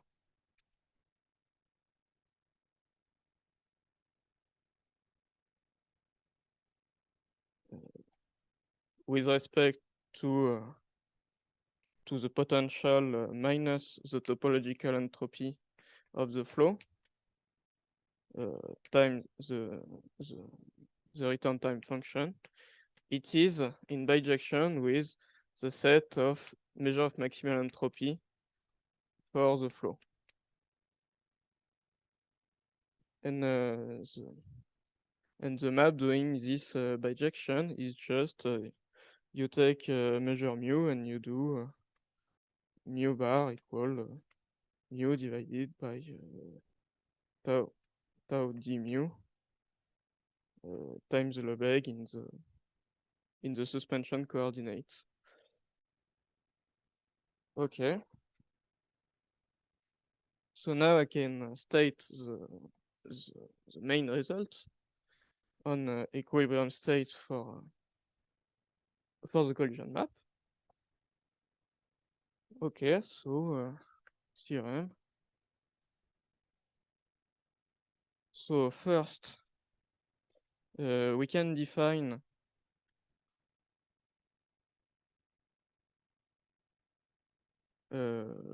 topological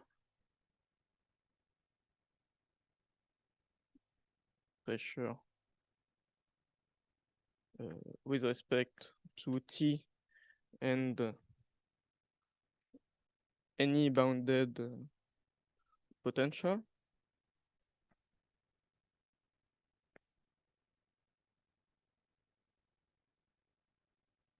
And we call it P star of Tg. And it is such that for all T invariant measure mu, we get that the pressure of G is larger than h mu of T plus the integral of G d mu. So the quantity we want to maximize to get an equilibrium state. And the second point is that if the potential G is piecewise older and satisfies two conditions that are the pressure of Tg is larger, minus the supremum of G is larger than S0 log 2. And I will define in a second what is S0. And log lambda is larger than the amplitude of the potential. That is the supremum minus the infimum.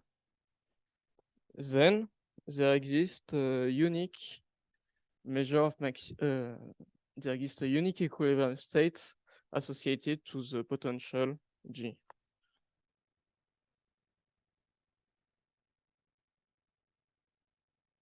Then there is a unique potential mu G, which is sorry. Okay, such that P star Tg is equal to H mu G T plus integral mu G. Okay, so it is an equilibrium state. And furthermore, we can say that T mu G is Bernoulli, and the support of the measure is the whole phase space. Okay, so now what is lambda and what is S0? Lambda is actually, we have an explicit formula. It is log of 1 plus, I think it is 2 tau min kappa min, where tau min is the minimum of the return time and kappa min is the minimum of the curvature of the scatterers. And so this is, I think there are no log. So this is larger than 1. And this is actually the constant of hyperbolicity of the map T. And S0, it is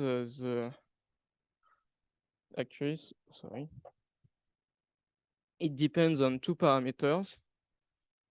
It is actually S0 of N0 phi 0, and it is the maximal number of phi 0 grazing collision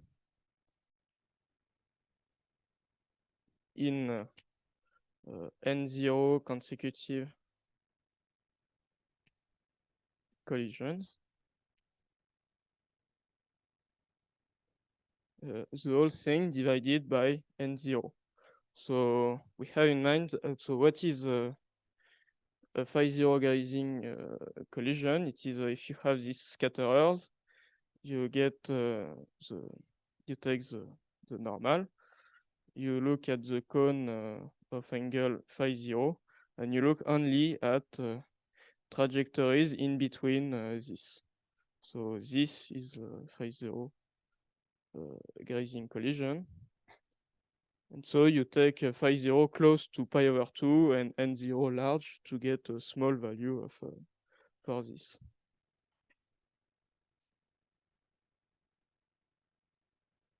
Yes?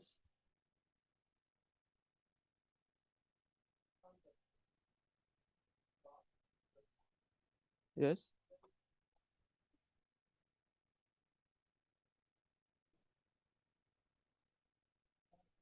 The support of I don't understand how the support of mu g is the entire m. If tau, so you just ask tau to be integrable with respect to your measure, so Yes. maybe almost everywhere, and then when you take the tensor product, maybe with Lebesgue you are taking out some part of the phase space. So I'm slightly confused.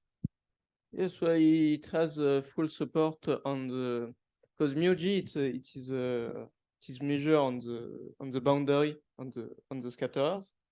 Okay. And so it has full support. I don't remember why. But, And how does your mu g relates to your mu bar, basically?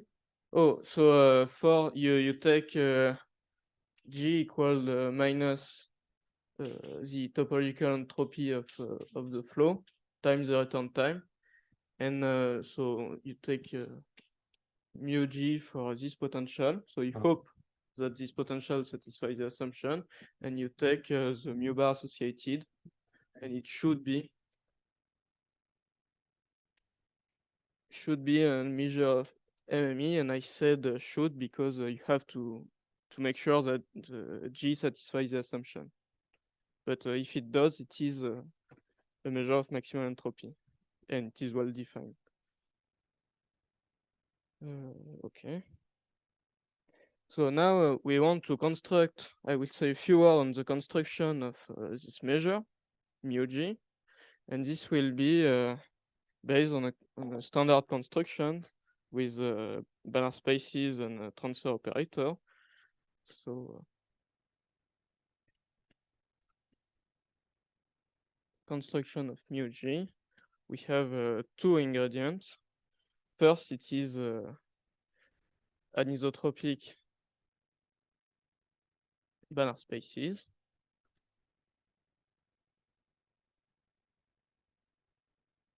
And so we want to define them as completion. So we take BW to be the completion of the C1 function on M with respect to some norm, some weak norm, and the strong space will be essentially the same, but for a different norm that will be obtained as the sum of a strong stable norm plus a strong unstable norm. And I can give the precise definition of this norm. Actually, there is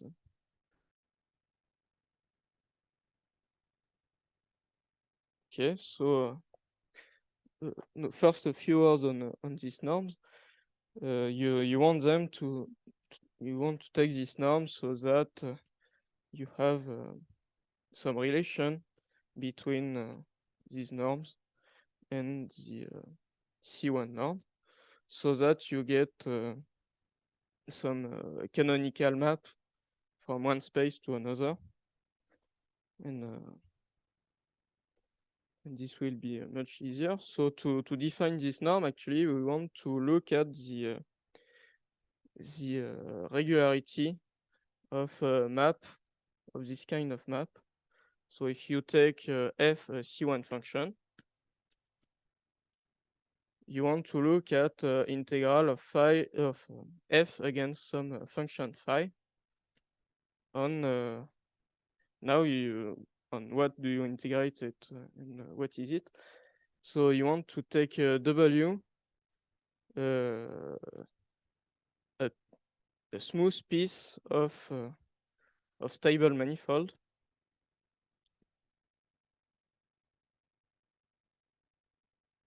and you take psi to be holder on the w, and you take the mw to be the arc length measure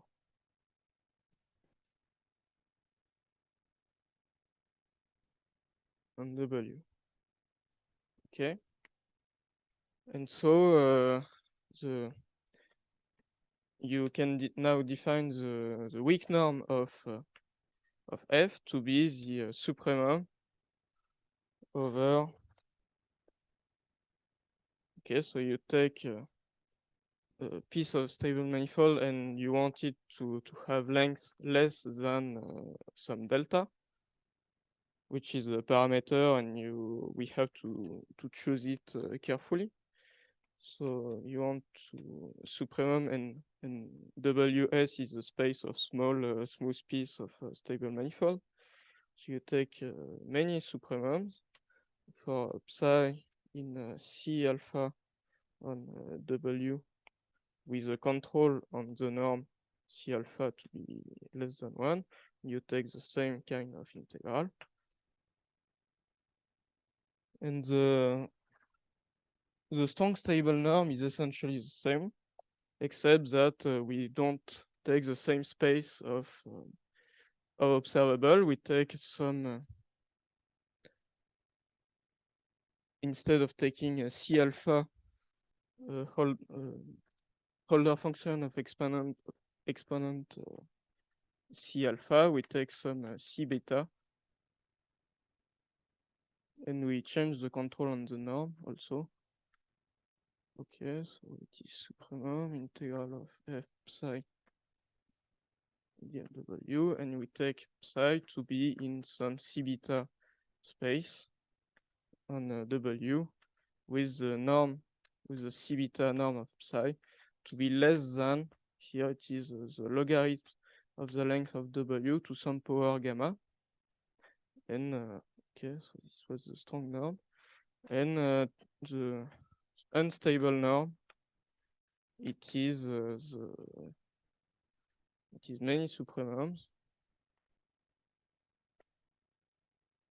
And you look at the difference between between W1 F psi 1 E and W1 minus the same thing for another observable. So essentially you want to look, so here the strong norm is in some way the regularity of F in the stable direction, and the unstable norm is somewhat the regularity, some sort of Holder regularity, because here we renormalize by some epsilon to the power zeta. And okay, so here you take epsilon small, the supremum on epsilon small enough. You take two curve W1, W2 in the space of a small curve. You want them to be for some half metric W1, W2, you want the two curves to be epsilon close. And here on this supremum, you take two observable, psi 1, psi 2, that are C alpha on, okay, let's write it like that, actually. Psi I on WI with the C alpha norm less than 1. And you also want to take the condition, so you can ask for a distance between the two to be 0 for some distance that has a geometrical meaning. And actually, we could have taken this distance to be smaller than some epsilon, but taking it equal to 0, we get rid of a term in a long computation. So taking 0 is somewhat better. Sorry. Okay, so now we have the spaces, and all of these norms are actually norms, and we can take the completion, we get the Banach spaces, and now we want a transfer operator to act on these spaces. And so what is the transfer operator we are looking at? So on C1 function, define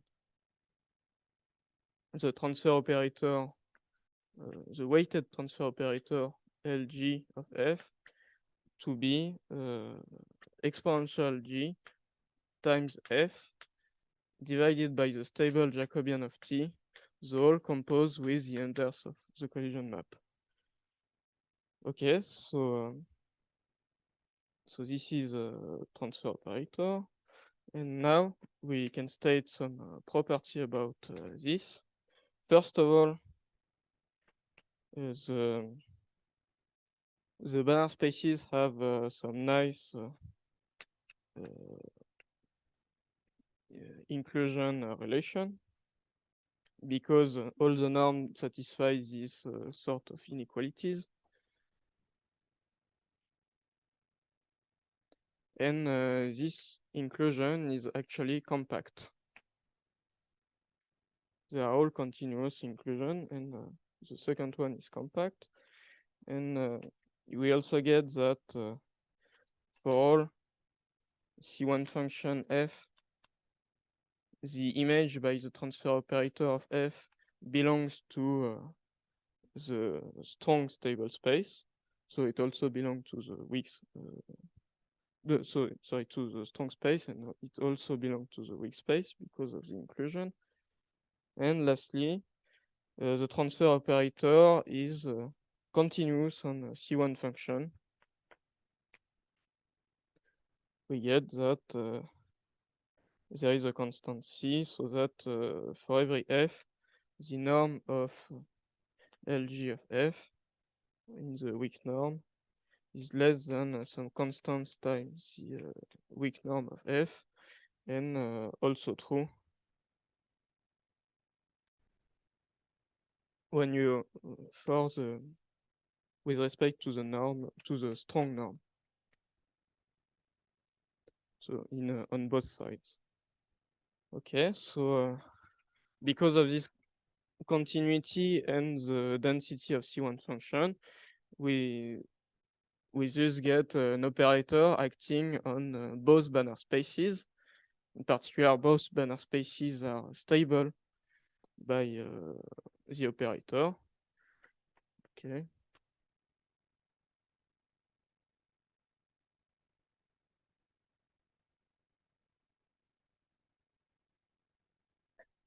And LG from B are well defined.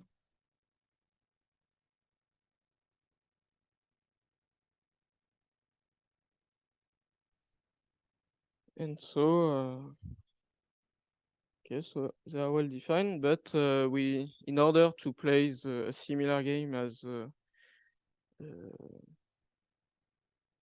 what was it? As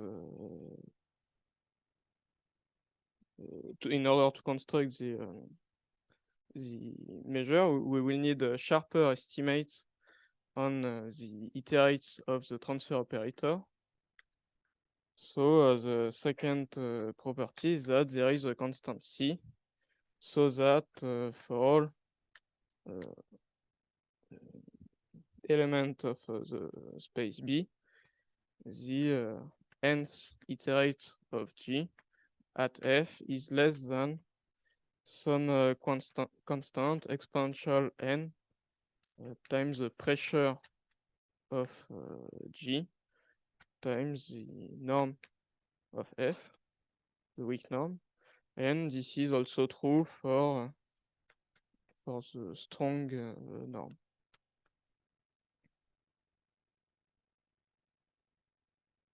Yeah, and thanks to this property, we get in particular that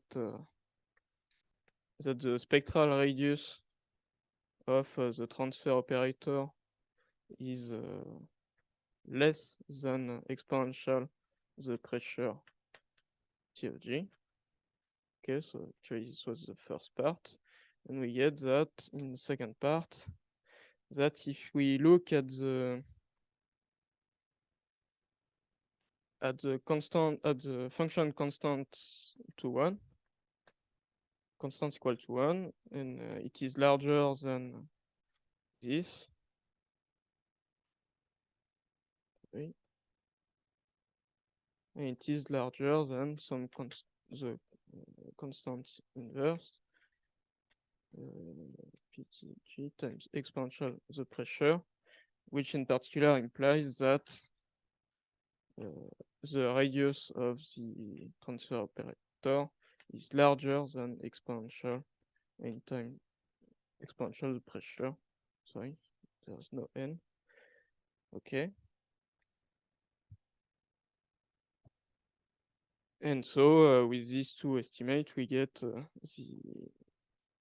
spectral radius of the transfer operator, but we have no better estimates on the essential spectral radius, because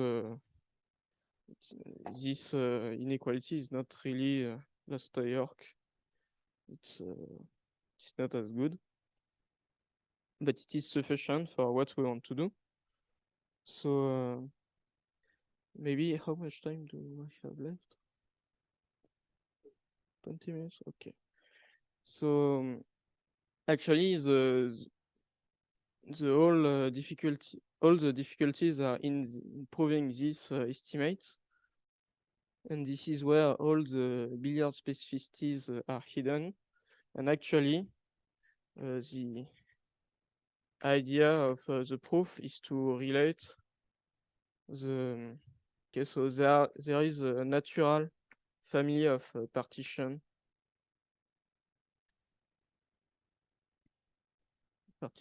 of the space M, and we define the pressure of some potential to be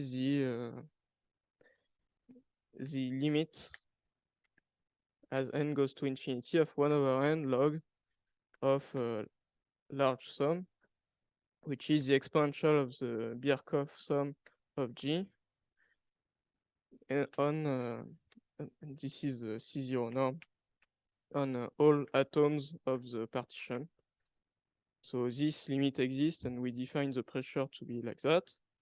And actually, when we have that PTG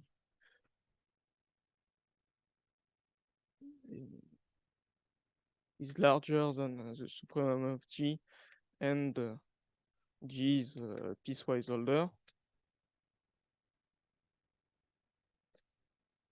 then this definition coincides with the definition of Bowen with using spanning and spanning and separating sets.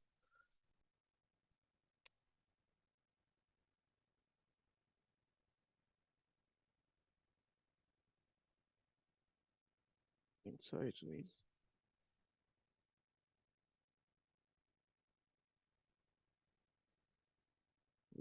Bowen's definitions.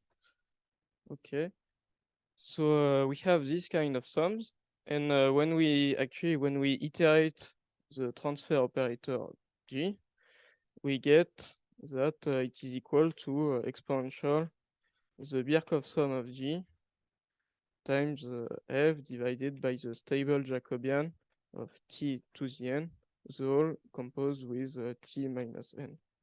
And so we have this exponential of Birkhoff sum, and this is a quite good motivation to actually this is a good motivation to see that this transfer operator is the relevant one. But when we look at the norms, which I'm just erasing, okay. So when we look at the norms, we get integrals of exponential SNG F psi composed with Tn on some pre-image of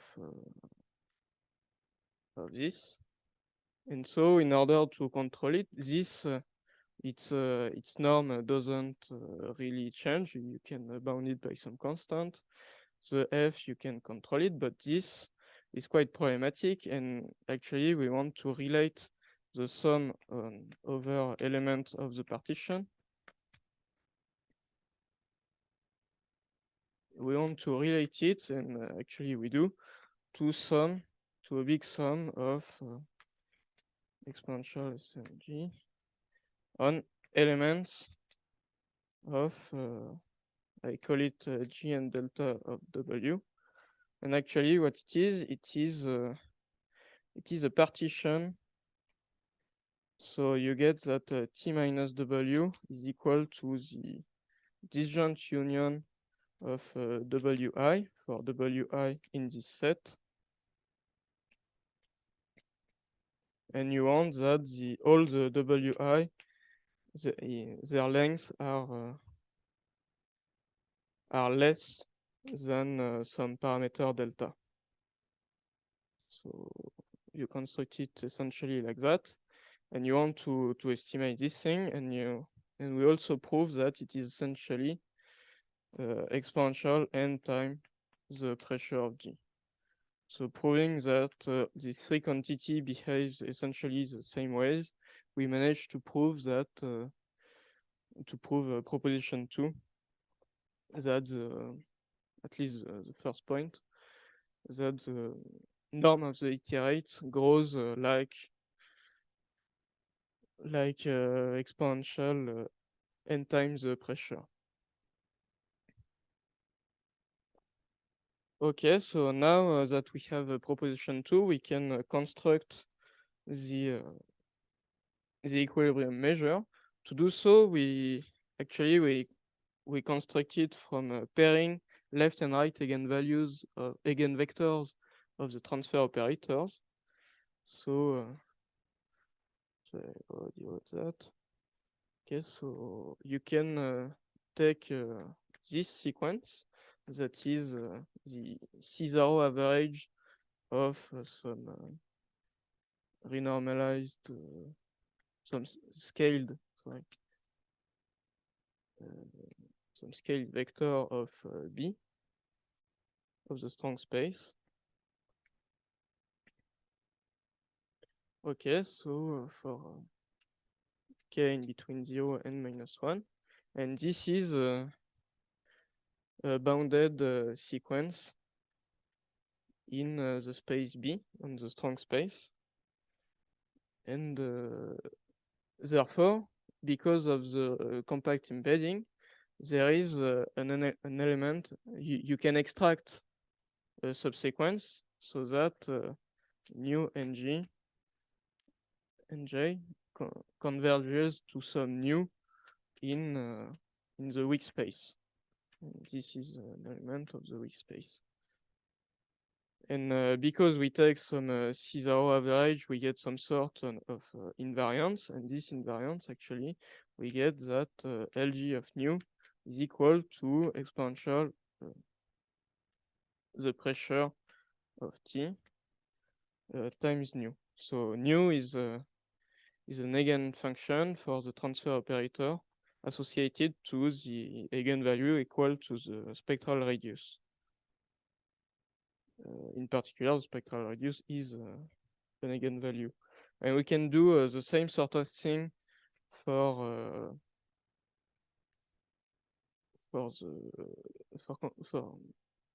in order to obtain a left eigenvalue. So we do the same with an element, with a sequence in the dual of the weak space, which is bounded, and then using again the compact embedding, we get a subsequence. We get also an element nu in nu tilde in the dual of the strong space, such that the dual operator of G at nu tilde is equal to the exponential the pressure of G nu tilde. Okay, but now we want to evaluate nu tilde at nu, and this is not possible yet because it's not, the inclusion of the space are not in the good direction, but actually we can extend nu tilde into an element of the dual of the weak space. And this can be done thanks to some estimates that are preserved when doing the limit, because of the particular sequence we are looking at, the nu n tilde, since it is a bit particular. We managed to get the relevant estimates, and so we can now evaluate nu tilde at nu, and we can prove that it is non-zero. Actually, it is strictly positive. And now we can define the measure mu g on C1 function to be nu tilde, phi nu over nu tilde nu. And this, if you multiply an element of BW by a C1 function, it is still an element of the weak space. So it is well defined. And because phi, if you take a non-negative function, because of the construction, you get that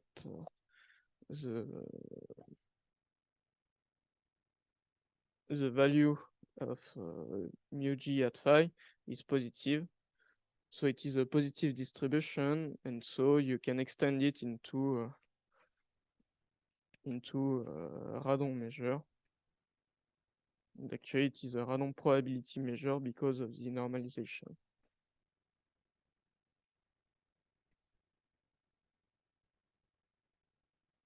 Okay, and so also because of its particular shape, as Carlangelo proved, I think it was yesterday on Tuesday, mu g is T invariant.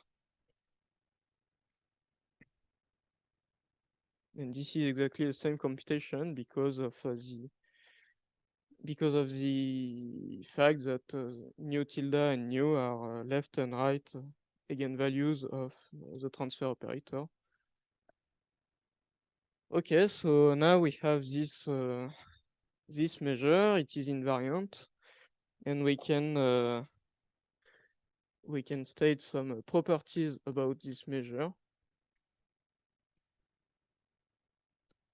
Okay, so first of all, if you look at the system T, mu g, and also looking at suspension flow mu g bar, they both are Bernoulli.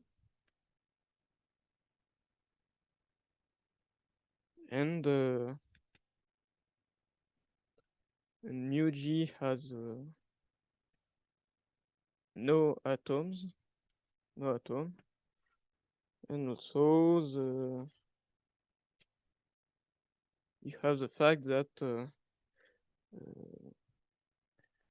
almost every x, mu g almost every x belongs to a stable and an unstable manifold.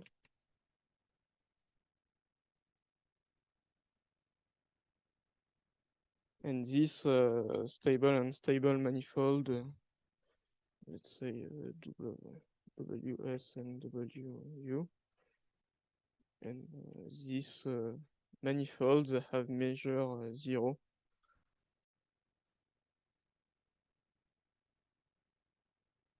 They have measure 0. Okay, so now we have a lot of properties, and we already get the Bernoullicity of the flow from this construction. So now we can try to look at the special potential in order to get the measure of maximal entropy of the flow. And there are some difficulties to make sure that this potential satisfies the assumption of the theorem. So now in the last part, the MME for the flow, which is a joint work with Viviane Baladi and Marc Demers.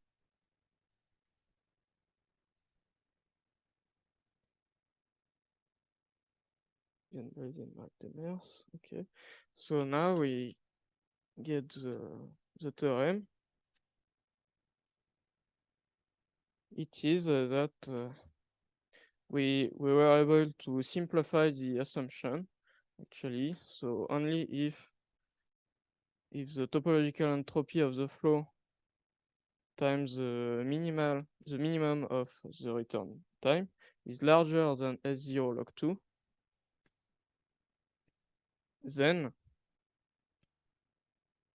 there exists a unique measure of maximal entropy for the flow.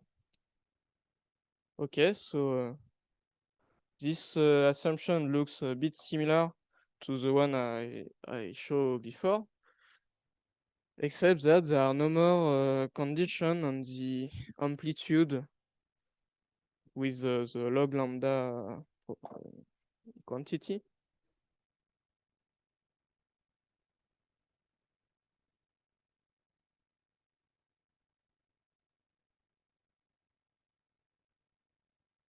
The singular, no, it's okay. You the neighborhood of singularities.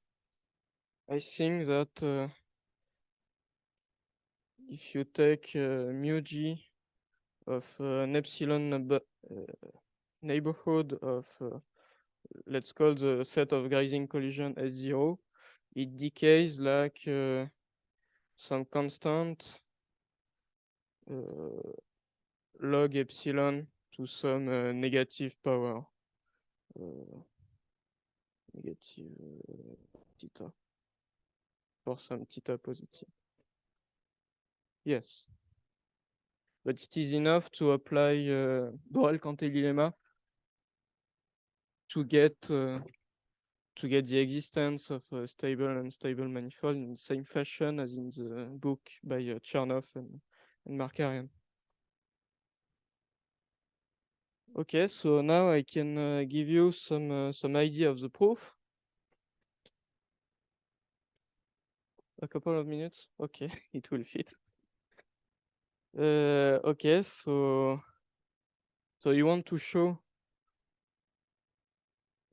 that the potential that is minus the topological entropy of the flow empty satisfies show that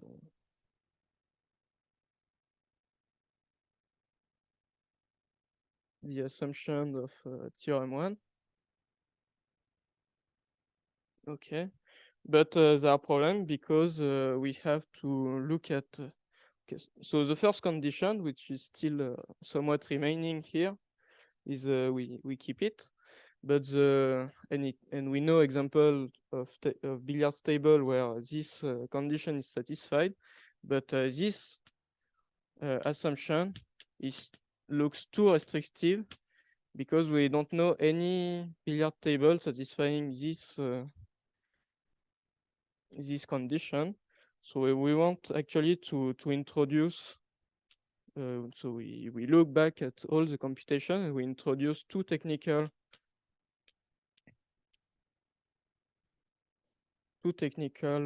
assumptions that we call SSP1 and SSP2 for small singular pressure. And actually, so if we call this double star, we get that SSP1 that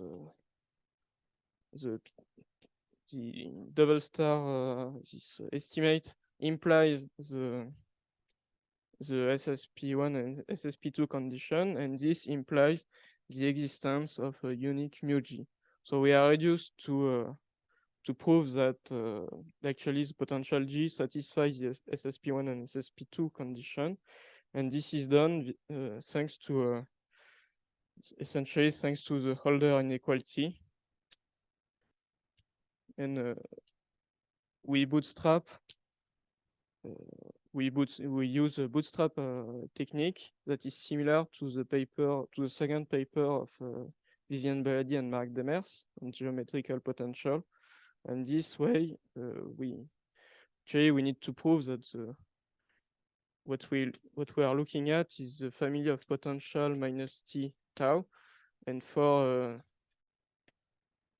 t small enough, it is we know that it satisfies the double star condition, and we want to look at the maximal t such that t prime such that for all 0 t prime GT has SSP1 and SSP2 condition, and if this t and we look at t infinity, this is the maximal t prime with this property. So if t infinite is larger than the topological entropy, then it's good. But if it is smaller, then by contradiction, we use the Holder inequality and we bootstrap and we get a contradiction. And this way we prove that that indeed the T infinite is larger than the topological entropy, and so this potential G has SSP1 and SSP2, and so we can apply the result of previous theorem to get this result. And I will finish. Yep. Are there questions, comments? Yes.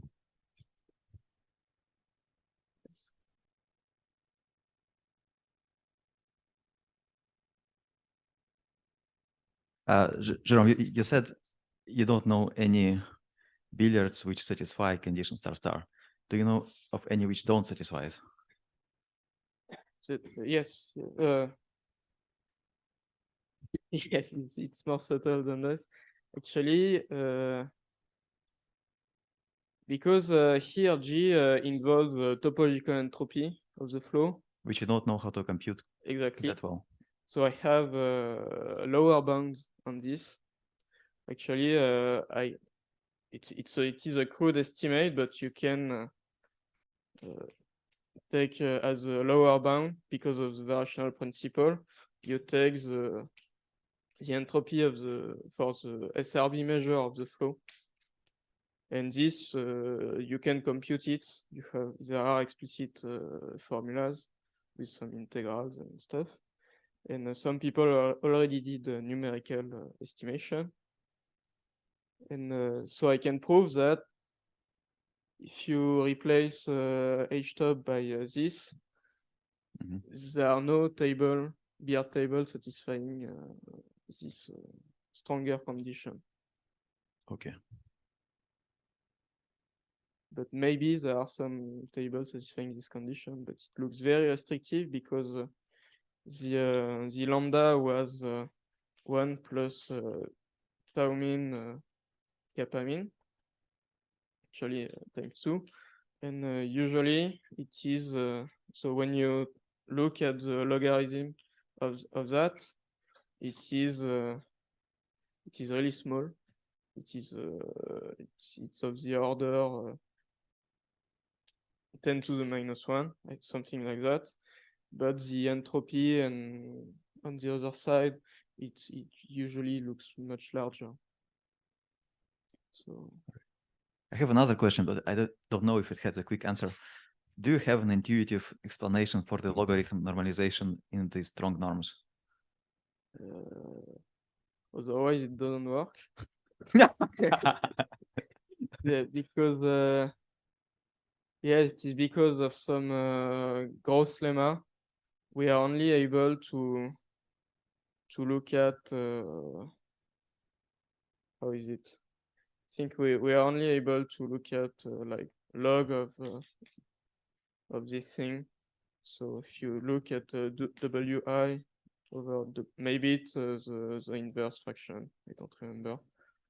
For Wi in the special set of small partitioning, we are only able to estimate this quantity.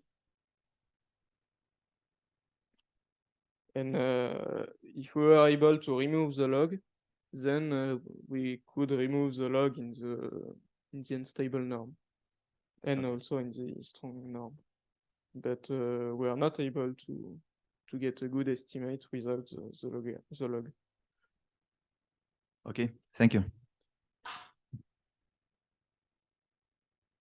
Then other questions? I think so. So we thank Jérôme again. So next speaker is Carlangelo, and he will continue with the mini course on statistical properties of dynamical systems.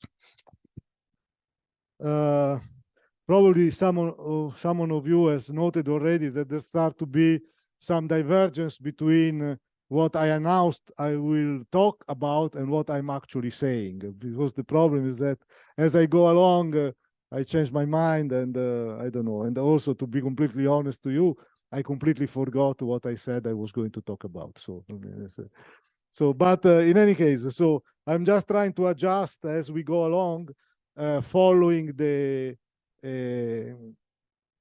issues that are raised also by other people in their talk. So today, I wanted to discuss, since Caroline complained that I didn't talk about CLT, I want to discuss about the CLT. But before doing that, I would like to say one word because about the uniqueness of the invariant measure, because the technique that I discussed based on this Lasota-York inequality and so on and so forth, they ensure that you have finitely many invariant measures, okay? Because it's quasi-compact, so if the spectrum is quasi-compact, the eigenvalue 1 can have finite multiplicity. And so you can have, in principle, several invariant measures, or maybe you can have a cycle if you have eigenvalue on the unit circle, then you may have a cycle over there which correspond to some, I mean, you can do it, for example, you can easily do it with a piecewise discontinuous map. For example,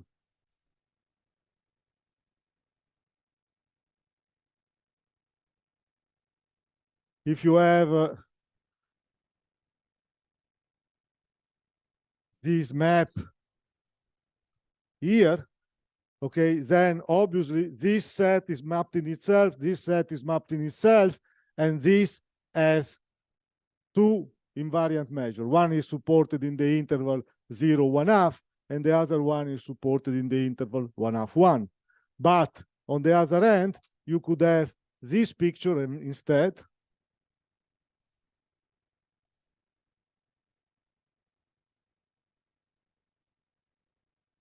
And now you have a situation in which this interval is sent in this interval and this in that. And so you have a cycle. So here you would have that you have an invariant measure, which is Lebesgue, and you have also another eigenvalue on the unit circle, which correspond to the fact that what will be -1, I guess. I don't know, in which you have to, you take the square and then the square is ergodic, but the map itself is not. So sorry, it's not mixing. Sorry, it is ergodic. Yes, you go everywhere. So it is ergodic. The invariant Lebesgue is ergodic, but it is not mixing because there is a cycle 2. So the point is that this happens. You can play this game because the map is not smooth. It's not continuous. With some continuous map, you cannot really play this game, but it's not immediately obvious to see that you cannot. So I wanted to just show you another technique in order to study the statistical property of dynamical system that solves this problem. So this technique is called Hilbert matrix. Okay, it was introduced in dynamical system by a guy called Ferrero, and even though it was not appreciated from some time, that the idea had some merit, and it is similar in spirit to this business of transfer operator, because again, you study essentially the transfer operator and this property. It has a drawback with respect to this Lasota-York inequality type of thing. And the drawback is that essentially it works only if the system is mixing. While, as I just discussed, the Lasota-York works also for systems that are non-mixing.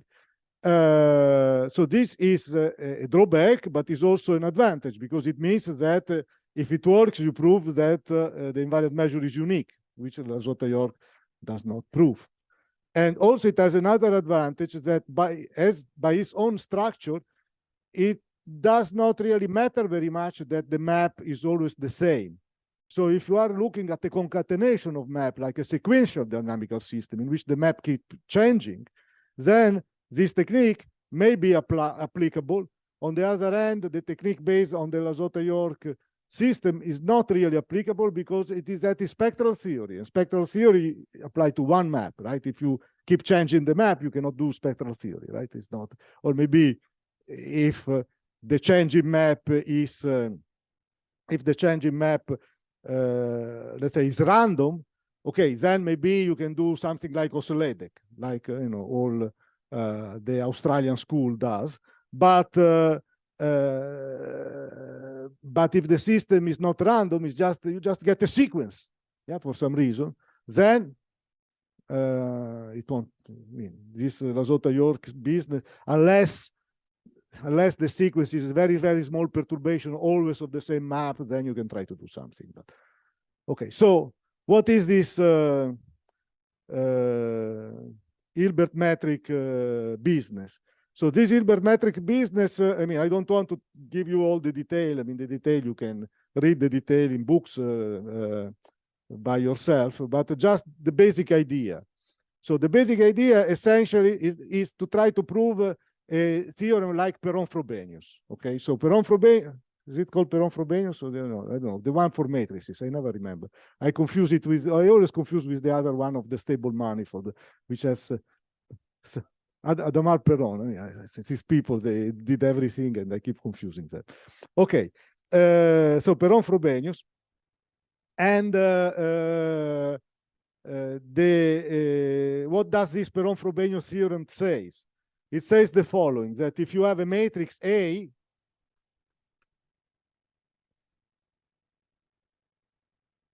and the matrix A is made all of positive element, then there exists a unique maximal eigenvalue, which is positive, which is lambda is bigger than the spectral radius, bigger or equal than the spectral radius of A, and VI are positive, are actually strictly positive.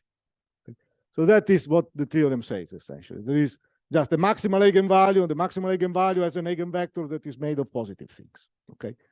And there are a bazillion of proof of this theorem, but here I'm going to give you a proof based, I mean, so keep in mind this, and now I'm going to make some kind of abstract business that in particular will be applicable to this case, and we'll be able to prove this theorem. So the abstract business is based on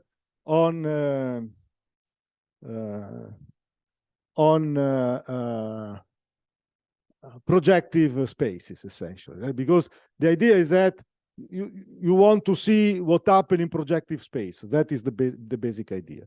So you want to have a projective space is like cone again, right? Because if you have a cone, then it means that two elements are in a cone is a set that has the property that if you rescale its elements, they remain in the set. That essentially is the definition of a cone. So you have a cone. I will take only not cone can be like two-sided cone, no? Like if there is this part here also, like the cone that I used in order to discuss hyperbolicity. Yeah, cone come out in a lot of different ways. They are, yeah, I mean, they are ubiquitous. So that were cone, but these are completely different type of cone. They were cone in the tangent space. These are cone in functional space. But anyhow, so these are just one-sided cone, and I want them to be convex.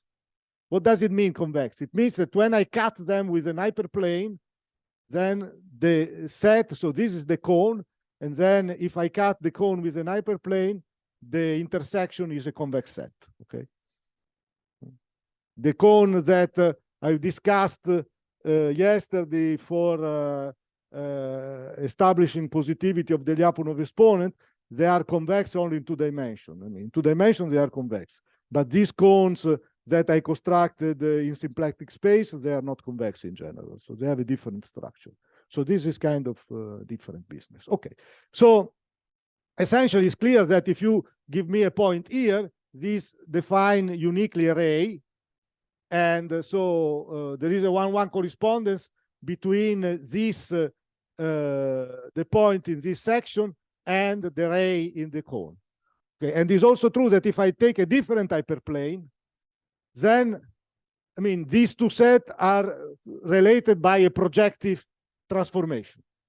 So all the sections are the same modulo some projective transformation. So it's clear it's a business in projective geometry. I mean, I don't know what you know about projective geometry. Personally, I still remember that the first time I learned about projective geometry, that was in the course, first year course in algebra. I mean, when I was doing the university, and I was sitting there, and this woman was talking about projective geometry, and my idea was, this is complete nonsense. I never used that in my life. Okay, okay, so I was wrong as usual. Okay, fine. All right, so it is actually very useful.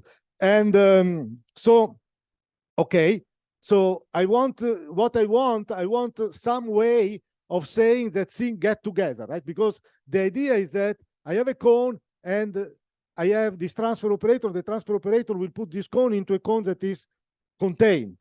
So because I want to show that something converges.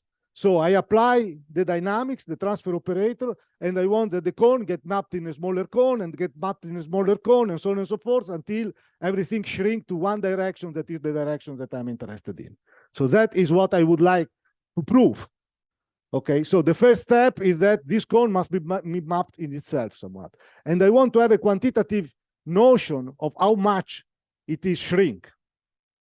And so I need to introduce some kind of distance between rays, between points. I want to have some kind of distance between points, okay?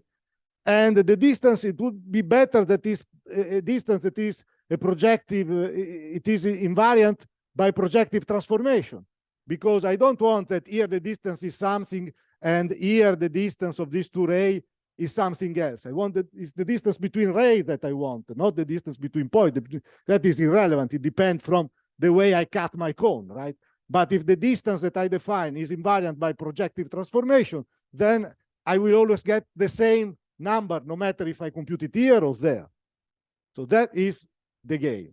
Okay, I would like a distance that is invariant by projective transformation. Does it exist? Yes. And that is something that is bizarre. It was devised by Hilbert and is defined in this way. So you have now X and Y are 2 points in this section. And then you define the following. So here everything is in a vector space, right? So if it is in a vector space, you can take the line that, so let me just take this section. This is X and this is Y. And then I can take the line that goes through X and Y. Okay. This line eventually will intersect the boundary in a point U and in a point V. Okay. It could be also infinity, one of the 2 points, or both points. It could be infinity. I don't care. But I mean, the boundary can be at infinity, but it will intersect. And now I want to tell you what is the distance between X and Y. And this distance is defined as the logarithm of X minus U, no, X minus V, sorry, per Y minus U divided X minus U, Y minus V. Okay. So if you remember a little bit when you were told about projective geometry, that is the cross ratio. And the cross ratio is a projective invariant. So since this is a projective invariant, then this quantity, it will be the same if I compute it in this section or in that section. It will depend only from the ray. Okay. So that's nice.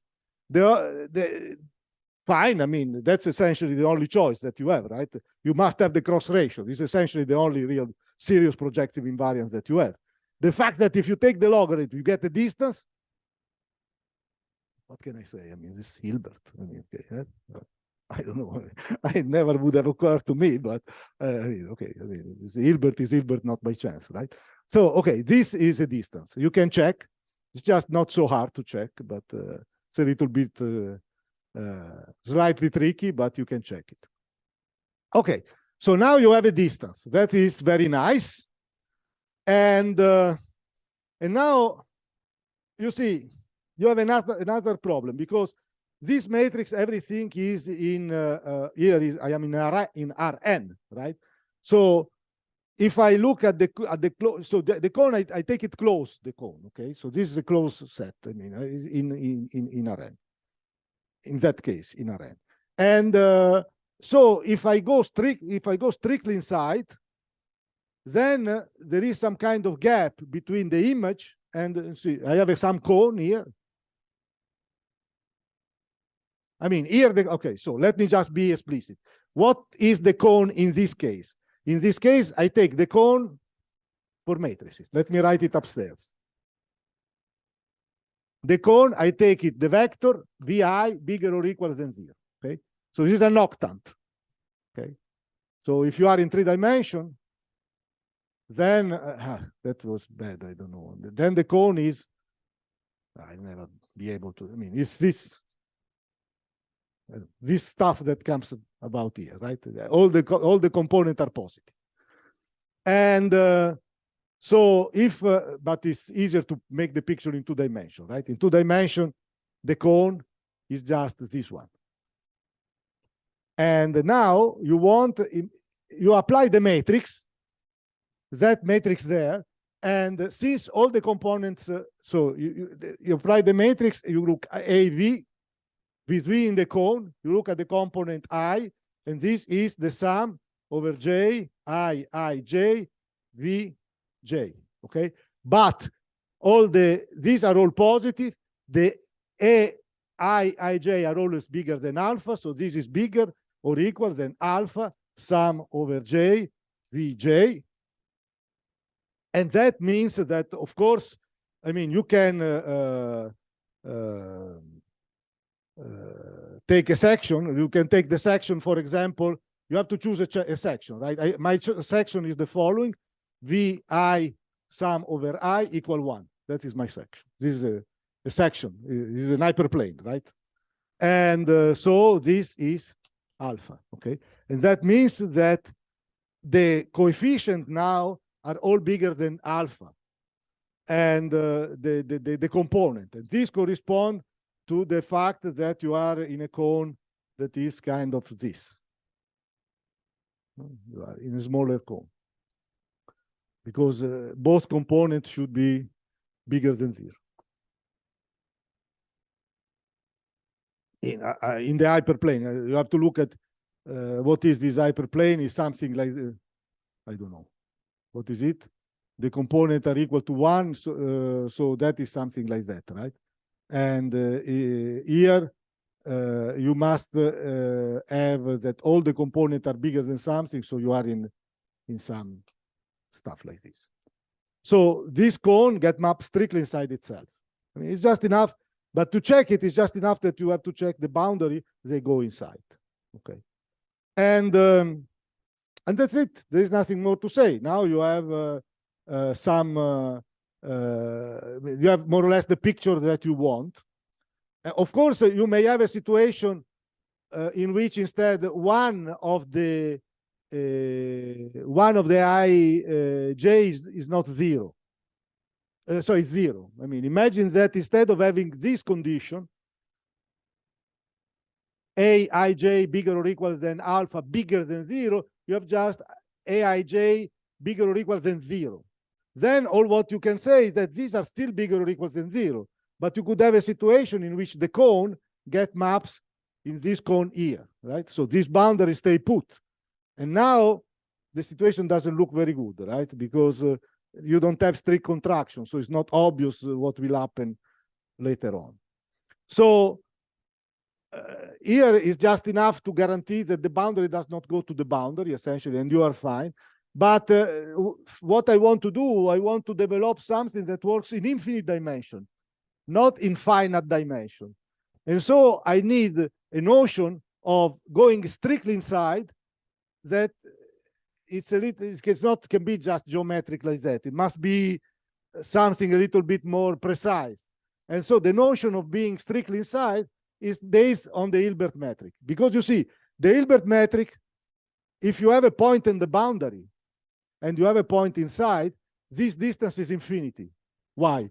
Because if this is y, then you see the point, this is the point v, and this is the point u.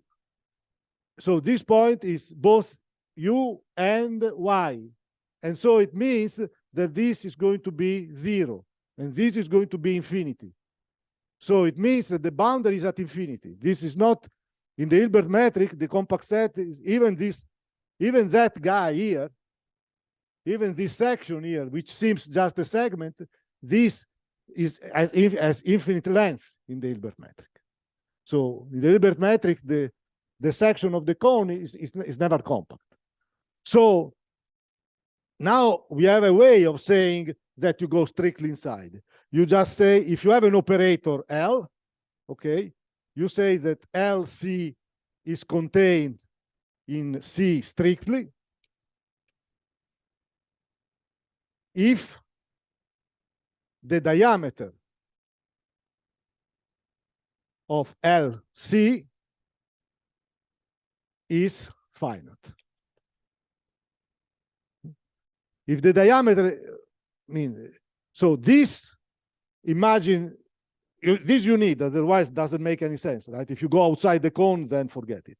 But if the image is inside the cone, then this corresponds to have invariance of the cone. But still, you could have this situation. You don't want this situation here. So to avoid this situation and to make precise what you mean by going strictly inside, you say that the diameter should be finite. Since the boundary is at infinity, it means that you are away from the boundary. Okay, so that is the technology. Now, there is a theorem due to Birkhoff that,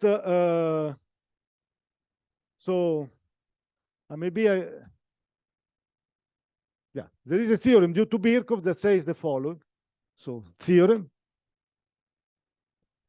This is Birkhoff. Garrett. That is the son of George, right? That are son and father. They were both mathematicians. This is the son. Maybe he's less famous, but he was a very good mathematician. He worked with von Neumann also.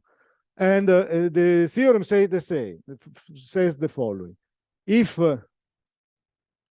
I'm a bit vague on certain things. There are a little bit of thing you have to say you are in a vector space and blah, blah, blah. But anyhow, you have this operator. Let's say that you are in some vector space. Okay, so the general situation is that you have a vector space and you have a cone.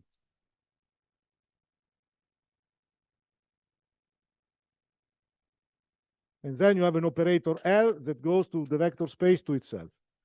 Okay, so if L from V to V is such that L of C is contained in C and delta is equal to the diameter of LC is finite, then for each X and Y in C, you have that the distance between LX and Ly is less or equal than the hyperbolic tangent of delta over 4, the distance between X and Y. So the magic of the Hilbert metric is that it transforms an intuitive geometric idea, the fact that the cone gets squashed and goes inside, so there is some contraction, in an actual concrete estimate on the distance. The distance shrink. The hyperbolic tangent is always smaller than 1. So this guy here, if this is finite, is strictly smaller than 1. So it means that you have a contraction in the Hilbert metric. And then it's not so strange that you have a fixed point, right? You contract, you have a fixed point. So that is the situation.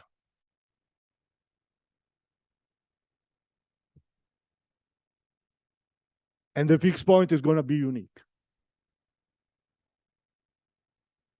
That's nice.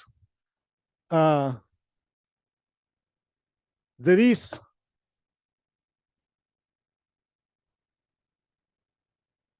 one thing that you may be not happy about. And the thing that you may be not happy about is the following, that this contracting is this stupid metric, the Hilbert metric. But you have your own norm in which you want the contraction. who cares about contraction in some bizarre metrics? Maybe if you take some metrics that is completely crazy, then maybe think converge just because the metric, like, you know, if you take the topology, which is only the empty set and all the space, everything converges in this topology because it doesn't see anything, right? Everything is equal to everything and there is nothing to say. So, I mean, it's you would like to relate the topology that come with the Hilbert metric to something more concrete, like you want to have a Banach space or something like that, which you understand a little bit better. Is it possible? Yes, it is possible. And actually, there is something very funny, because the first time, I mean, I heard about this thing actually from Pierre Collet, because my thesis advisor, he was giving lectures he was giving a course in statistical mechanics, and it was essentially, I don't know, it was not very organized. Like, for example, the lecture was at the 6th floor. I was meeting him at the base floor. We were taking the elevator together, and I asked him, okay, so what are you going to talk about today? And he was telling me, well, I have six floor to think about it. Okay, fine. So it was a little bit random. But when he had visitors, he was always asking visitors to give a class. And once Pierre Collet was there, and so he gave a class, and he gave a class about this Hilbert metric, right? And I remember I was mesmerized because, I mean, I understood about transfer operators that they are a contraction in L1, but they do not really contract, right? Because if the eigenvalue 1 is an eigenvalue, so there is no real contraction. I mean, simply you do not expand. And then this guy comes and tells me that there is a contraction. What are you talking about? There is no contraction. So, I mean, I couldn't put the two things together, right? Say, okay, fine. Another thing that I don't understand that I forgot. Then a long time after, I thought about it and said, maybe this is something that I didn't understand. So I wrote to Pierre Collet, and he very nicely told me, look at this book by Birkhoff. Okay, very well. I go to the library, I open the book, it's Banach lattices. Banach lattices, but that's not what I wanted. I wanted cone and Banach lattices. What's going on? So I had this book on the table for like a few months. I was opening, and I was saying, I don't know. And then finally one day I open it, I turn a page, I look at it, I say, Banach lattices. Yes, of course. Why? Because you can say that X is bigger or equal than Y if X minus Y belongs to the cone. And you can check that because the cone is convex, this is an order structure. And so this gives you a lattice. Now you have an order structure in your space. You can talk about what is bigger and what is smaller. And okay, so, but Banach, you have to have an OR. So that is what I didn't understand. I didn't understand that if you have a convex cone, you have automatically an order structure. And if you have an order structure, you have a cone, because the cone, what is the cone? The cone is simply exactly like this. Only here, the order structure is that the element is the usual order. Here is just some abstract order, right? But the cone looks always like that, given that the order structure is made by the cone, right? That means that if Y is 0, then X belongs to the cone. That's what it says. So that's what it is. So, okay, so now I understood that, finally I understood that having a cone, convex cone, or having an order structure is the same. Then there is another issue, another of these things that the first time that I heard about them in my life, I thought, well, this algebra, people that do algebra, there's a complex thing, but they are completely irrelevant. That is, what is an Archimedean field? Okay, let's say what an Archimedean field. It means that it exists an element E in V such that for each X in what do you want in V, I think, yes, it exists a lambda in R such that X, so lambda E is bigger than X. Okay, so there is always an element that you can rescale it and is bigger than any other element. That's called Archimedean. Yes, because there are situations in which this is not true. But for example, here there is, yes, yeah, if you take the vector with all one, that you can make it bigger than any other vector. Okay. So now if you have such a situation, then you can define a norm.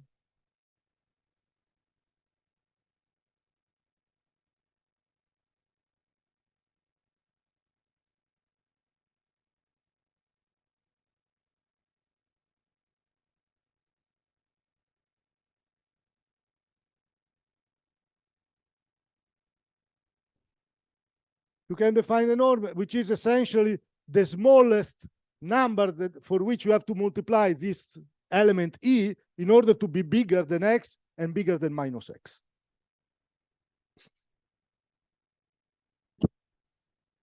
Let's see, this order is right. If you check, you can see that minus X is smaller or equal than minus Y if X is bigger than Y. That is come from, again, the construction. It's automatic. So you see, you have, so it's just in some sense, it's like saying the absolute value of X is smaller than lambda E, whatever the absolute value in the sense, in this sense here, right? Okay, so this gives you a norm. And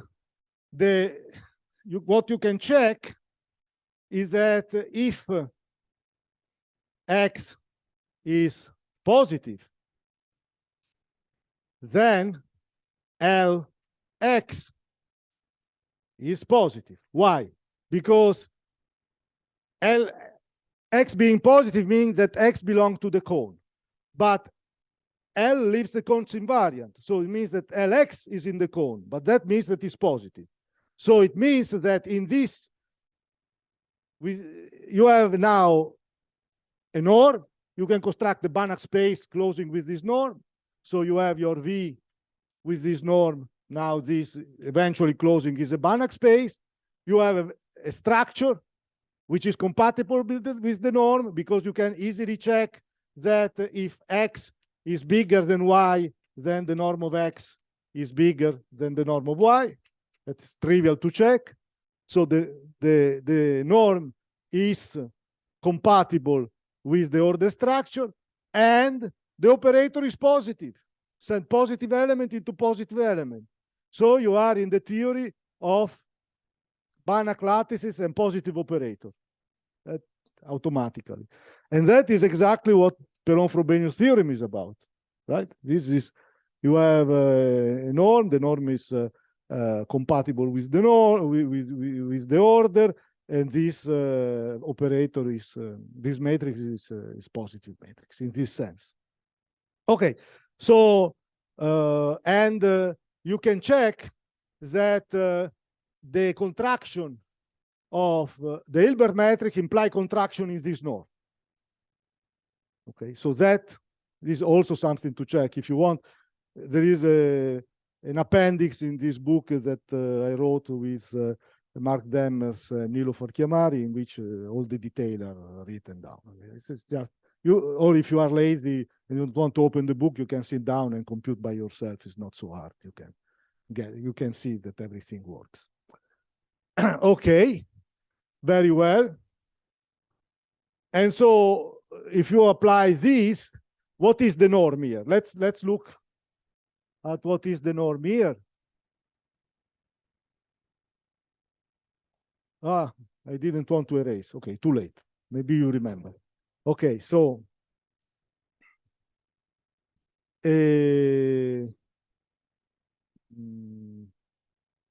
yeah, let's say that the vector E that I take is one, all ones, okay? That clearly this one get bigger than any vector if I multiply by lambda, right? So that is Archimedean in that sense. And now I have a vector V, and I want to say that this is smaller or equal than lambda E. So, and bigger or equal than minus lambda E. So this is what it means. It means that it means that lambda E minus V I must be positive. That is what it means to be in the cone, right? And so this means that lambda must be bigger or equal than Vi, because these are all one, okay? And the other one tells me that lambda has to be bigger or equal than minus vi. So lambda is equal to the sup over I of vi, which is the sup norm of vi. So that is what it is. So if you get contraction in the Hilbert matrix, this implies that you get contraction in this norm, and this is the norm that you like because it's just actually in finite dimension, all the norms are the same, really, but still, this is very reasonable norm. Okay, very well. So this is a way in which you can prove Perron-Frobenius theorem.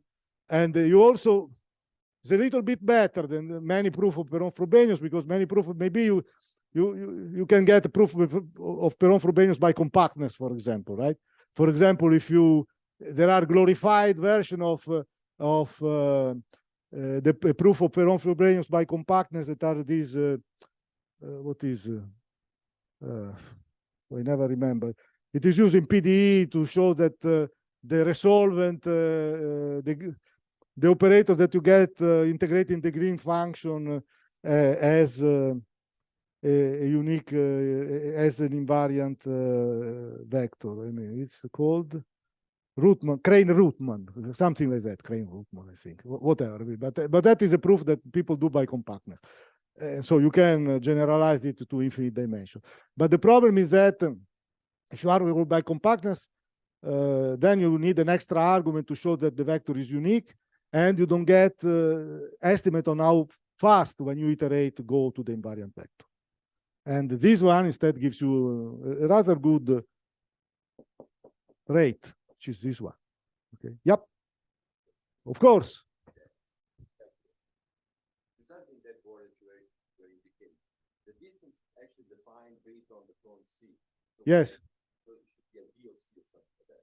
Yes. So the next time it's based on the cone else. No, because the point is that yes, LC, but LC is inside C, right? So you keep using the norm of C. But I mean, you have to find something. You have to tell me what the relation of LC and D of C. But why? I don't understand your problem, because look, I want to look at L squared. This is what your problem is, right? So I want to look at the distance of this and this. Okay, but this one, so let me give a name to this stuff here, because otherwise call this nu. Okay, so this is smaller than nu, the distance of Lx, Ly. Why? Because this guy, Lx and Ly are in C. So if I apply this up, is true for every x and y in C. So it's true for Lx and Ly. And so there is a contraction. And now there is another contraction, and so on and so forth. So you don't need to worry about the norm of LC. All right. Now you can say, okay, fine. You spent an inordinate amount of time. How much time did I spend? Oh my God. An inordinate amount of time to tell us how to prove Perron-Frobenius that we learned when we were in kindergarten, and I mean, we are not impressed. Okay, fine, you are not impressed. But now I'm going to use this machinery to study our original problem, the case that I discussed, right? The case that I discussed was a map T from TD to itself, where dt minus 1 was smaller or equal than lambda smaller than 1. Let me say lambda minus 1, because otherwise I'll get confused. Okay. And T is C2. Okay. Yeah. Okay. So we saw that there is a transfer operator.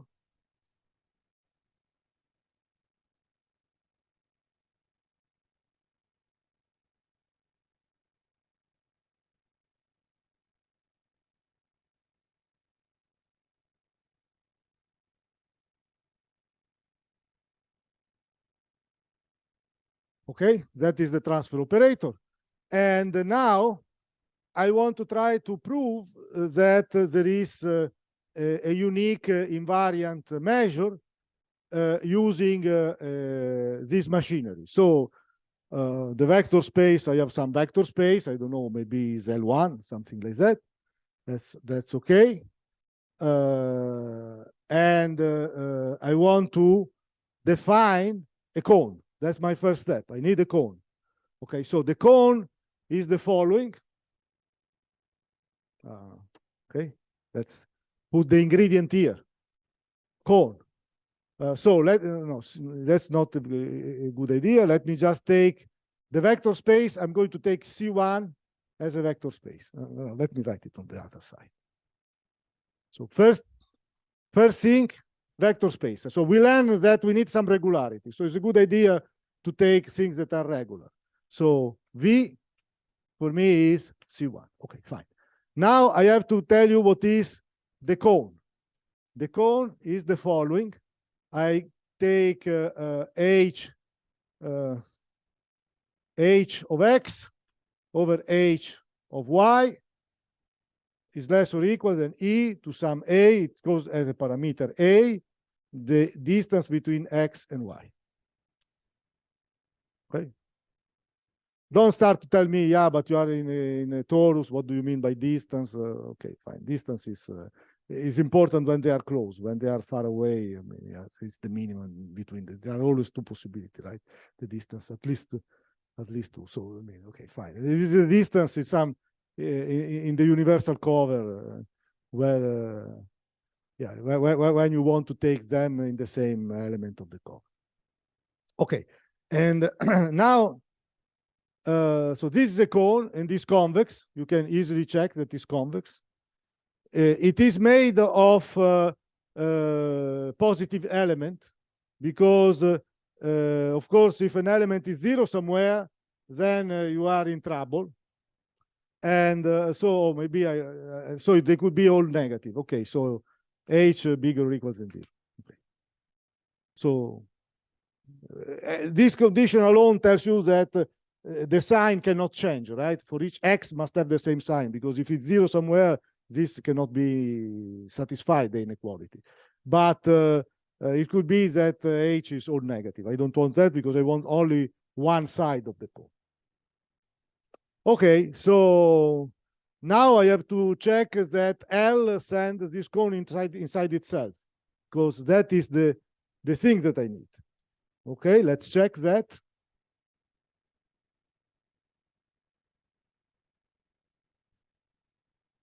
Let's check this.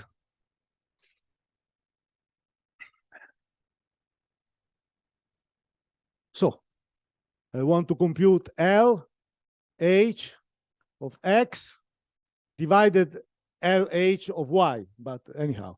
So this is and this is L H of Y. So this is going to be the sum for some W that belong to T minus 1 of Y of H of Y of W, sorry, determinant DWT. Okay, and this is the same formula, but now is Z in T minus 1 of X, H of Z, determinant of DZT.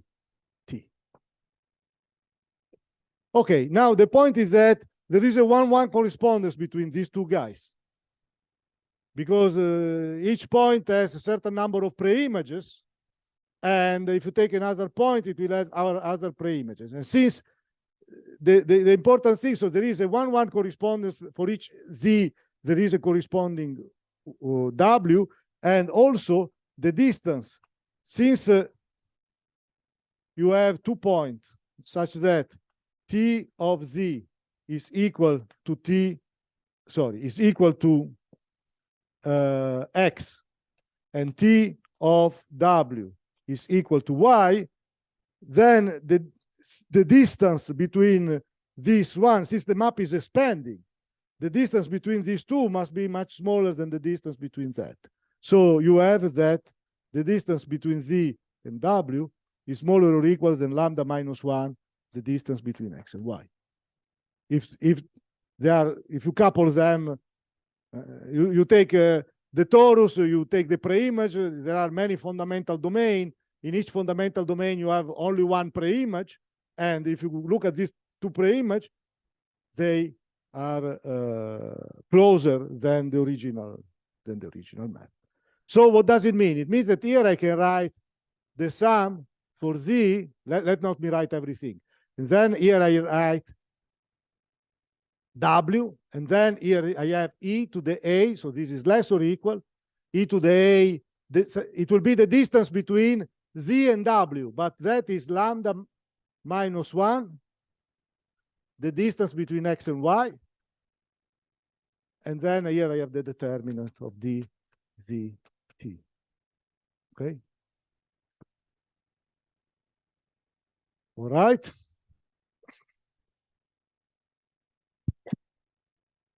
And now I have to cancel a little bit of Birkhoff. And now I have this thing here, okay? Now, my assumption was that the map is C2. So it means that this guy here is C1, okay?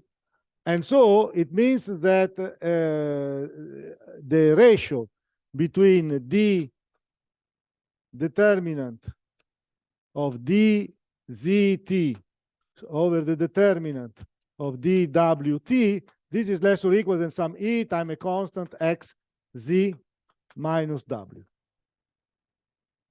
Because it is just, you develop this, you write it as w plus the second derivative.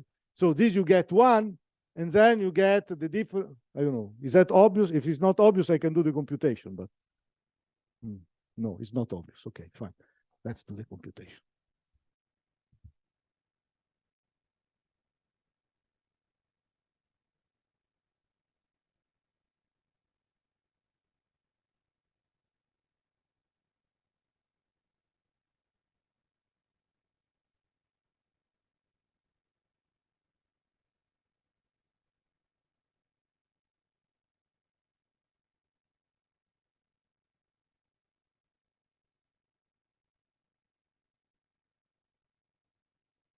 This is just Taylor response first order, right? I can do because this stuff is C1. So if I move from Z to W, then this is just the Taylor expansion at first order. This is the second derivative is the derivative of this guy, of the determinant, okay? Bounded. Then this is 1 plus, and this is the distance, this is bigger than 1. So this is and it has a sup because it's a map on a compact set. So this is another constant C tilde Z minus W. And now this is less or equal than E C tilde Z minus W because, well, because the series expansion of the exponential is 1 plus x squared over 2 and so on and so forth. And so this if you expand it in series, that it has these two terms plus a lot of other stuff that is all positive. So this is, and so now, since you have this is less or equal, then instead of putting this here, I put that, okay, I exchange, I'm sorry. Yeah, I mean, I exchange D with W, right? To use it, I should have W. Yeah, because what do? You multiply and you divide by that stuff, right? So, no, that's okay. That's okay. I multiply and I divide. Yeah, no, it's the contrary. I mean, whatever. I mean, that doesn't matter. I mean, that it just means that you get the sum. Now you can sum on W. Anyhow, it doesn't make any difference. This, and then you have the determinant of d w t, and then here you have e to the a plus c tilde lambda minus 1 x minus 1. Okay, and this is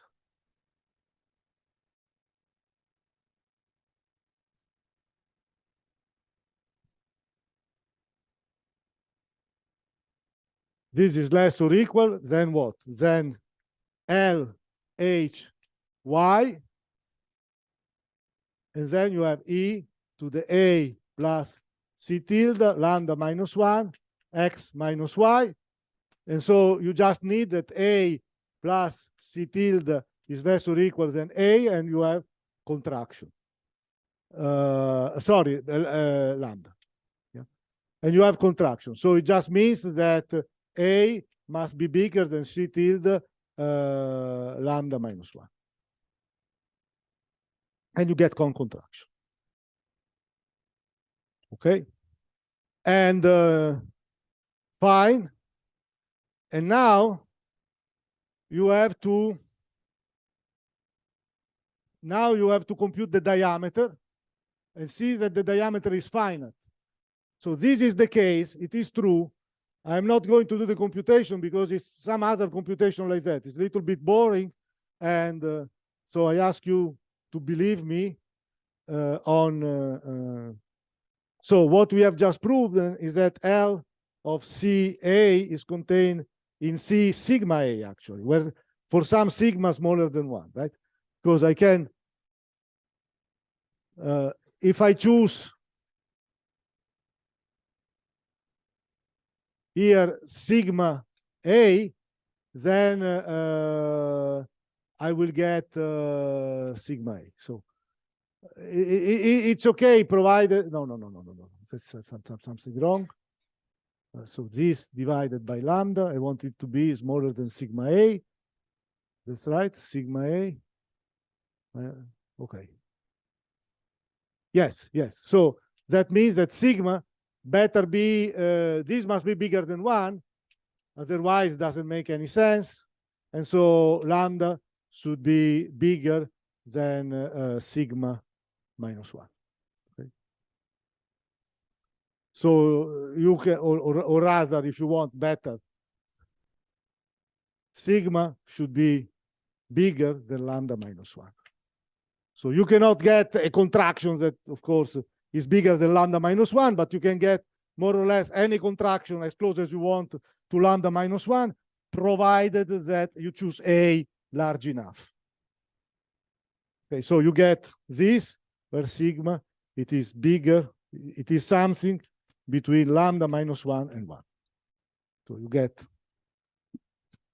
Now, you can do a computation and you discover that the diameter of C sigma A is equal to delta and is finite. This depends on sigma, of course. This and on A. Some computation that, I mean, you can do it by yourself. Nope.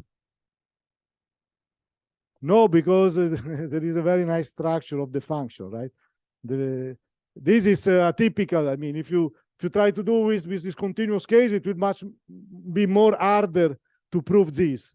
Here it comes from free by the fact that this get better. So it's very special for a smooth system. So yeah.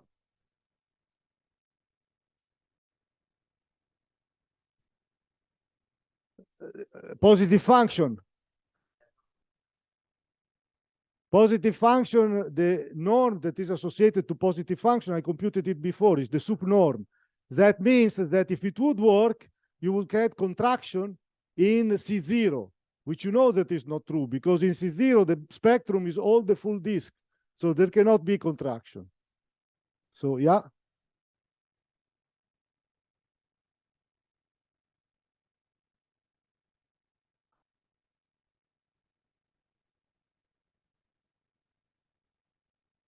Well, I think you can simply keep asking that the derivative satisfies similar inequality. Something like this. Like you can ask this for the derivative also. So, I don't know, actually, I never did it directly a cone for CK, because what is the point exactly?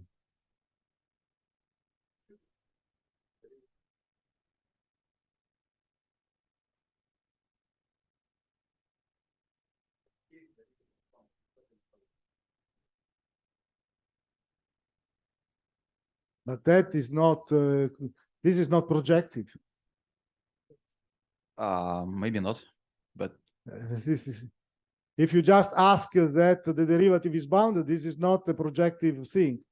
If you multiply something by 2000, then it will not be bounded anymore, so it's not in the cone. So it's not a cone, actually, right? No. The derivative of the logarithm. Yes, that is the derivative of the logarithm. Yes. it's probably projective. So I'm talking about, you take the Jacobian, take its kth derivative, Yes. divide the kth derivative by the Jacobian. And you ask that these But things the are, Jacobian of what? I don't understand. These are just functions. I mean, so Jacobian of the transformation, and then you'll have the cone of functions which are in CK. no, but I mean, the condition must be on the function, not just on the Jacobian. What you are telling me is just some condition that the Jacobian is, that the map is okay. But I have to tell you what is the set of functions that I can use. So you have to give me a condition on the function. What is the condition on the function? Non-negative, I'm trying to improvise, non-negative functions with the same condition, kth derivative of the function divided by the value of the function is. Yeah, probably some set.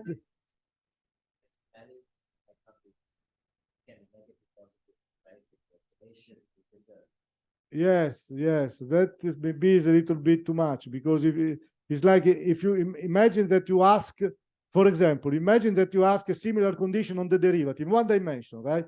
If I ask a similar condition on the derivative, something like this, then it means that the derivative is always positive.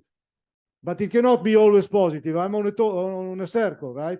So this is totally stupid. It won't work for the derivative. So I don't know. Maybe you can ask that yes, you can ask that the derivative, R derivative, is bounded by h times some constant. Yes, that it will work. Yeah, exactly. R derivative of the function is bounded by the value of the function at the same point. So this will work, I think. Yeah. And these constants A, they will depend on R.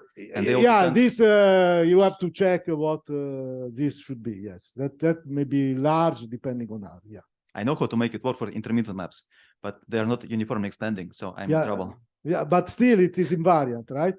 For a non uniform hyperbolic map, you can get the cone invariant, but you cannot get the finite diameter, because that would imply exponential decay. Yes, yeah, that's right. Yeah, because that condition over here, you can also write it as h prime of x less or equal than a h of x. That's an alternative way of writing this. Because you see, this one, if you take the logarithm, as Caroline was saying, you get the logarithm of this divided the logarithm of minus the logarithm of that is less or equal than a times this. Then you divide by that, you take the limit, and you get the derivative essentially. So you get the derivative must be bounded by ax. This is another cone that also will work. Okay. Yeah. Okay.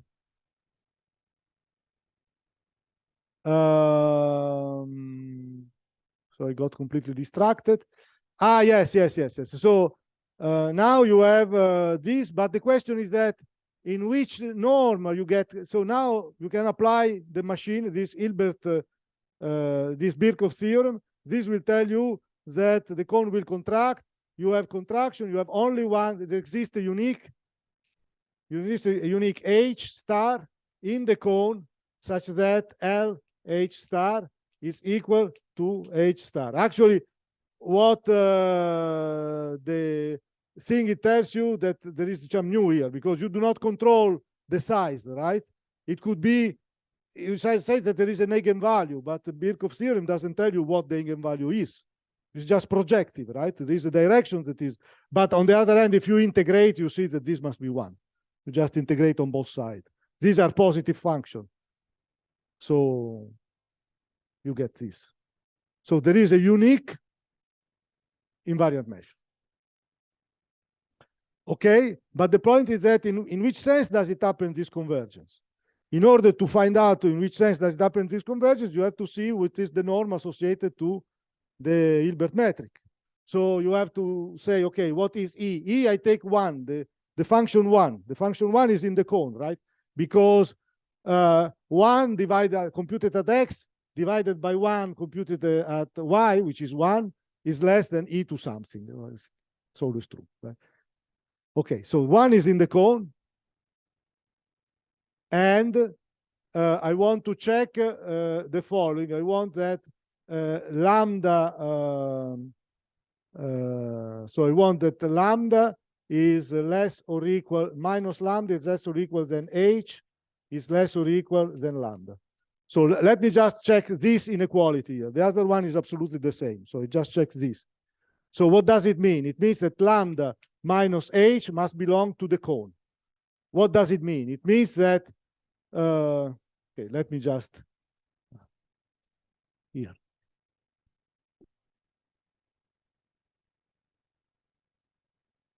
I'm sorry, I'm trying to write a bit bigger because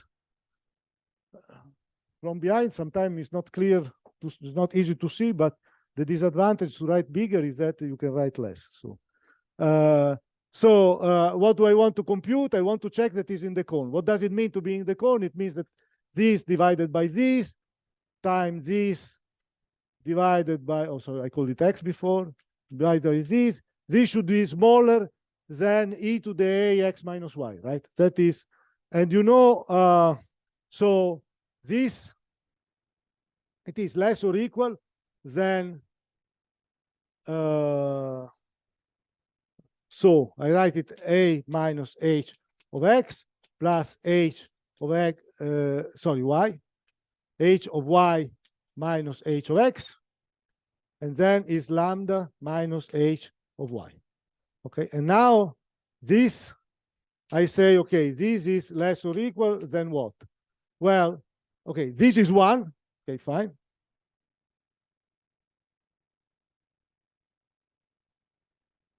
This ratio is 1 plus this is bounded by the derivative of h times x minus y, and the below is bounded by lambda minus h infinity. It's the maximum that this is the bound that I'm doing, right? I mean, maybe it's not, it's a very crude bound. Maybe you can do better, but this is certainly true. And this is less or equal than what? Is less or equal than e to the h prime alpha lambda minus h x minus y. Okay, so I need, in order for the thing to be in the cone, what do I need? I need that h prime divided lambda minus h infinity be smaller smaller than a. Okay, and this means that h prime infinity be smaller divided 1 over a, be smaller than lambda, smaller than h infinity, which means that lambda should be bigger or equal than h infinity plus 1 over a h prime infinity. So that means that the norm of h, this is the norm, let's say C, this is the norm that comes from the cone. That is less or equal than h infinity plus 1 over a h prime infinity. So this is equivalent to the C1 norm of h. Right? This is essentially equivalent. So it means that this is dominated by the C1 norm of h. So it means that if something converges in, it's the other way around. Sorry, it's the other way around. Because it's the inf, right?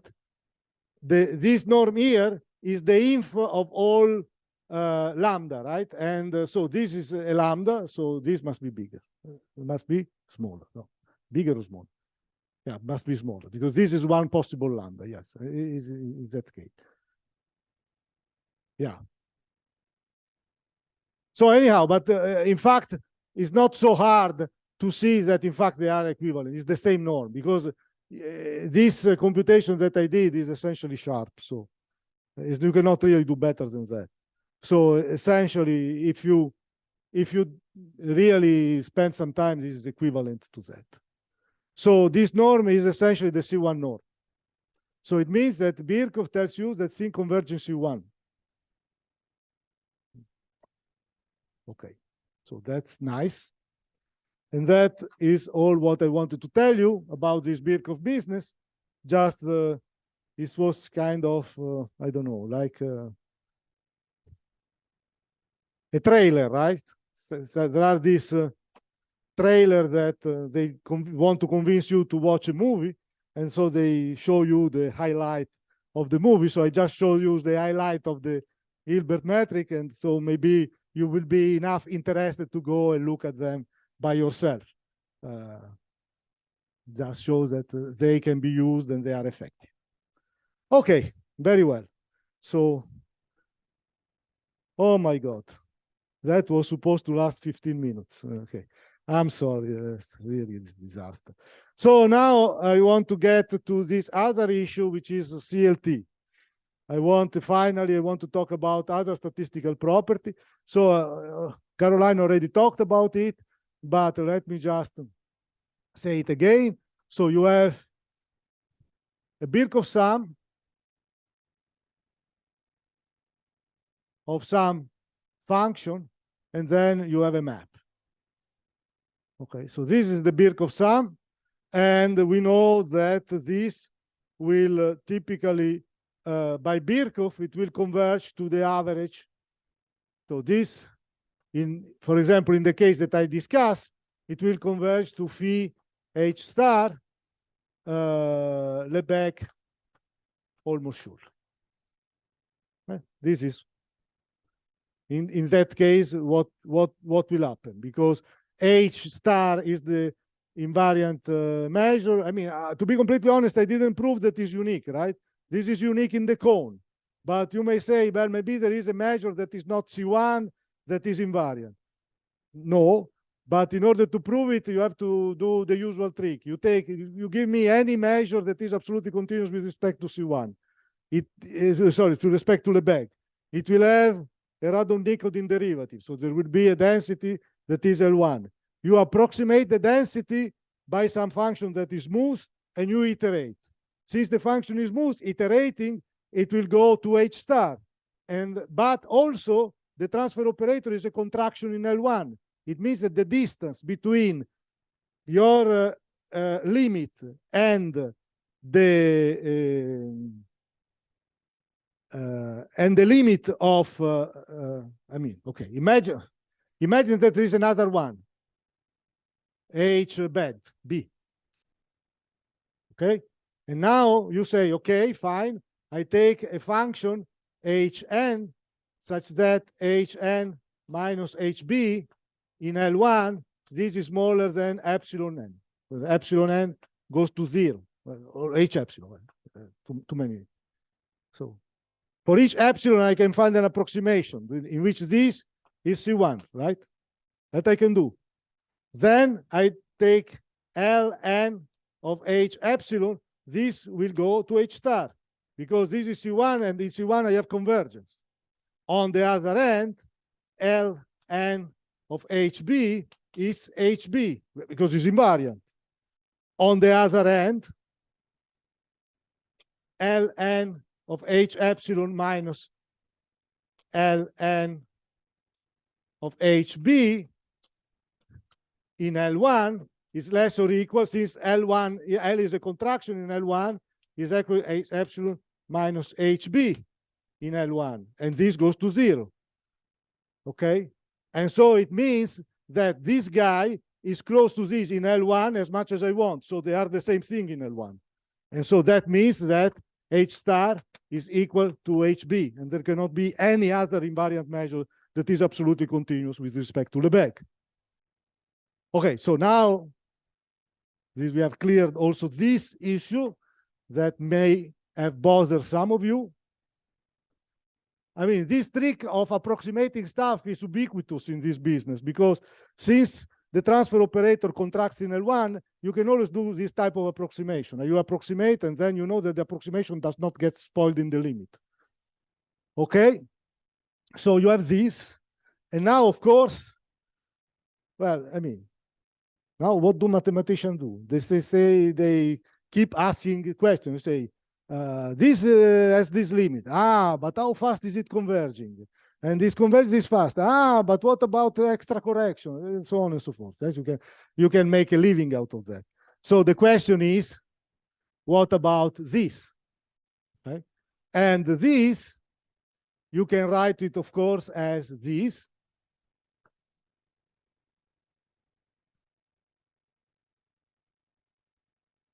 And if you define phi hat equal phi minus, and then you can also write it like that. Anyhow, this is a number. So, and if you define this minus the integral of phi h star minus its average, then you have that this will converge to 0. And then your question is 1 over n k from 0 up to n minus 1. Phi hat of tk, how fast converge to 0? So how big is this? That is the question, right? Okay, so as it was explained already, this quantity does not converge in general to anything in particular, right? And it does not have, it converges to 0, yes, but if you want to look at the speed of convergence, the speed of convergence typically is expected to be this. So this is supposed to be more or less of size square root of n.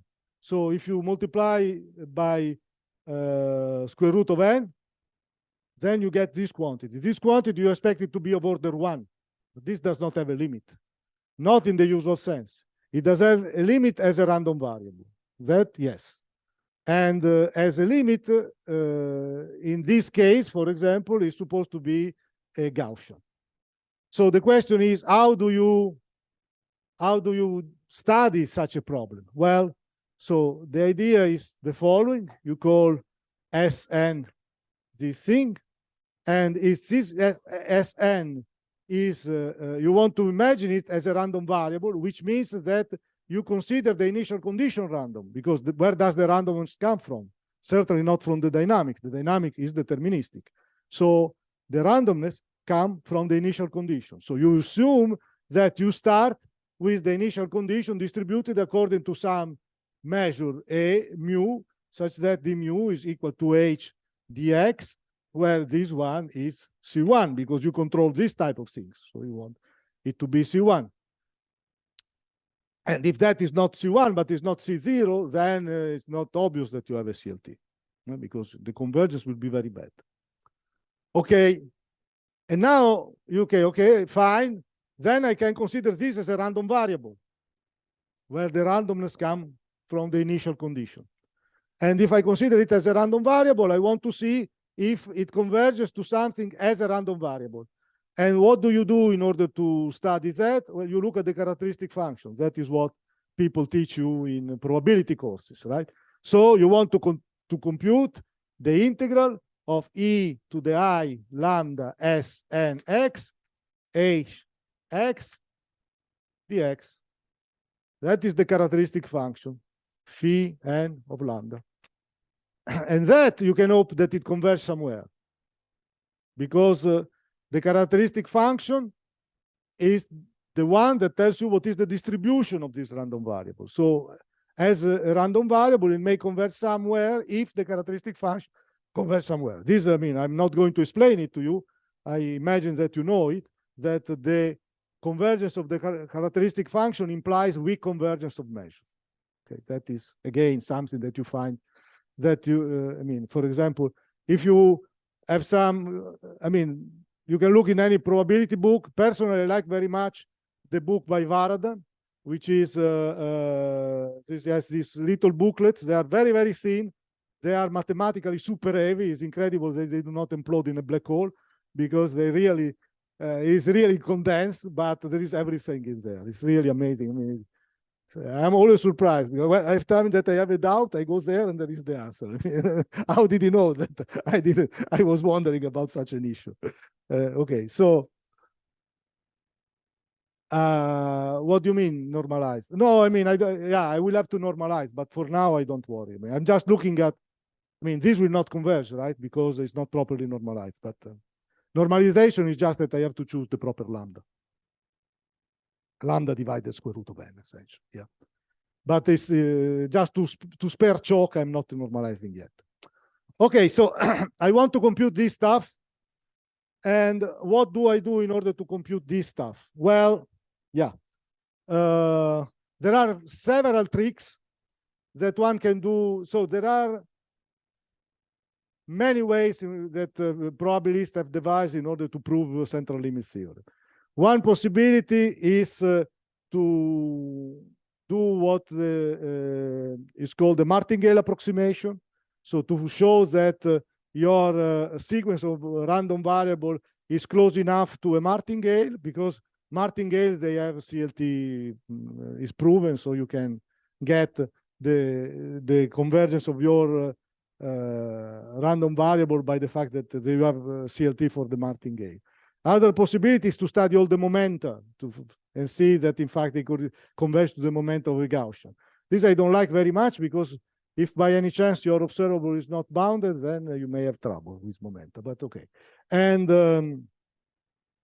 another possibility is the one that I'm going to explain to you now, which is a trick that is due to Nagaev and Givarch, and is the following. It's just a very neat way of seeing things. So this one is equal to I lambda, the sum for k that goes from 0 to n minus 1 of phi composed at tk. And now I'm going to do the following. I'm going to take out one, the first one.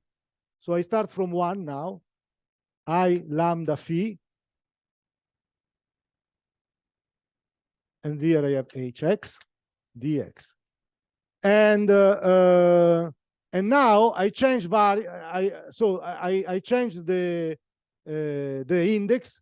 So I start from 0 and now I get to 2, but then it will be plus 1, right? And now I write this in this other way. It is exactly the same. I mean, I compose the function. But now I look at this, wait a second, I know about composing function, the dual, okay, but then I can rewrite this as the integral of ei lambda sum from k that goes from 0 up to n minus 2, phi composed tk, and then is L of ei lambda phi h x dx. Okay, and so it is kind of clear that it's very tempting to introduce an operator with weight, because we saw that you can consider operator with weight, right? And so I say, look at that. Now I'm going to introduce another operator.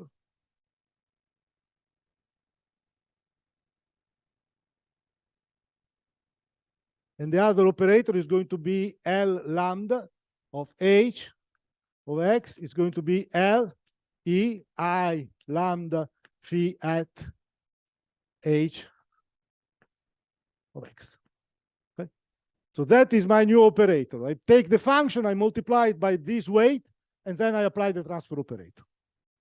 If lambda is 0, this is the usual transfer operator. If lambda is not, it's not. Okay, and then this is exactly this operator, and then I can keep doing it. And so I get L lambda n, because I have n of them, applied to h.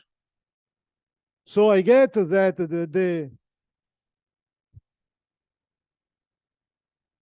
the characteristic function is given by some operator to power n applied to my initial distribution. So if I understand the spectral property of this guy, I can understand how it grows, and then I understand what the characteristic function does. Okay, so I have to understand this operator R lambda. Well, this I understand is my transfer operator. I know that it has a spectral gap. Maximal, the spectrum is like that. There is one, then there is some disks that contain all the rest of the spectrum. So I look at this. This one is an analytic function in lambda. So this operator will be analytic in lambda. Then you open your preferred book in perturbation theory of operator. My preferred book is Cato, just for sentimental reason. I studied it when I was young. And there is a chapter in which it tells you, yeah, the operator is analytic in lambda, then the eigenvalue are analytic in lambda, if they are simple. Okay, so this guy is simple. I proved it before using this cone. So it means that the maximal eigenvalue will be analytic in lambda. Okay, for a while, of course, because at a certain point, it can enter here, it collide with another eigenvalue, and then analyticity is gone. But until this happens, this is analytic in lambda. So I know by standard perturbation theory that at least it exists a lambda naught bigger than 0, such that for each lambda smaller than lambda naught, I have that the spectrum looks like this. Nu lambda, and then there is a disk here, and that is the spectrum. Okay, and the operator, then it looks like nu lambda. Here there is a rank 1 projector, and then there is some q lambda, and this one has a spectral radius that is smaller than this. So essentially, I have still a Perron-Frobenius structure by perturbation theory. Sorry? Oh, yeah, this can be, well, actually, this turned out to be real, but yeah, I think so. because it's one, but anyhow, yeah, it could be not on the real line, but it is on the real line in this case. I think so. At least second order is on the real line. Okay. So this comes from, so what does it mean? It means that L lambda n is going to be equal to nu lambda n, a projector, plus q lambda n. Okay, but this one, let's say there is some alpha, which is kind of uniform here, such that this is of order alpha to the n. So this is exponentially small with respect to this. So this doesn't count anything. So all the growth come from this guy, unless the integral is 0, of course, right? If the integral is 0, then you are in trouble. But then on the other hand, this, how does it look like? This pi lambda of some function h will look the following. It will be some h lambda, and then there will be something like this, okay?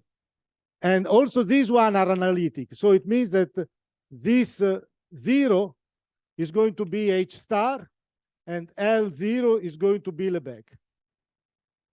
Because that is what happened with for the transfer operator, lambda equals 0. So it means that if you take this one maybe a little bit smaller, you can ensure that this is not so far away from this function that is positive, and this L lambda, which is an element in the dual of C1 in general, is not so different from Lebesgue. Okay, and so that means that since this is positive, you have that this quantity Q n lambda applied to H. So this is, I can write it as nu lambda n, and then I have H, the integral of H lambda, and then I have L lambda H, And then I have plus order of alpha n, which is very, very small with respect to this. And since this is close to Lebesgue, this one is not 0 because the integral of h is 1. This is a probability density, so the integral of h is 1. Okay, right? So this is not 0. And this, I can, since it's not 0, I can, you see, there is a normalization. When I write this is not unique because I can multiply this guy by 2 and divide this guy by 2, and this is the same formula. So there is a normalization that I can choose, and I choose the normalization that the integral of h lambda is equal to 1. So this is not there. Okay, that is just convenient to normalize it like that. Okay, so you see, if you want to know how big this guy is, that's the only thing that you need to know. This is just a constant that is going to be close to 1. So this will be 1 plus order lambda. So this is going to be 1, and then you have order lambda time new lambda n. Okay, that is what you have. Okay, so I have to compute this, and then I'm done. I know the leading term. Okay. How do I compute? Well, by perturbation theory, you know that is analytic, so you just take the derivative, and then you try to compute. And if you do it, so you have an equation, which is, let me write it over here.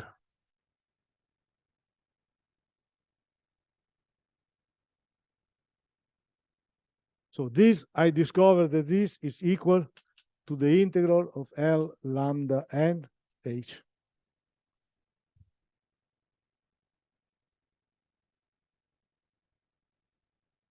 And what am I doing? I'm going super over time. 3 minutes. Okay. Can I have 5 extra minutes or not? So I just finished this argument and I don't have to redo it. So you have the equation L lambda h lambda nu lambda h lambda, okay? And you take the derivative, okay? The derivative, what it looks like. Let me compute the derivative. So it is this, then I have I phi hat h lambda, which is taking the derivative, the formula.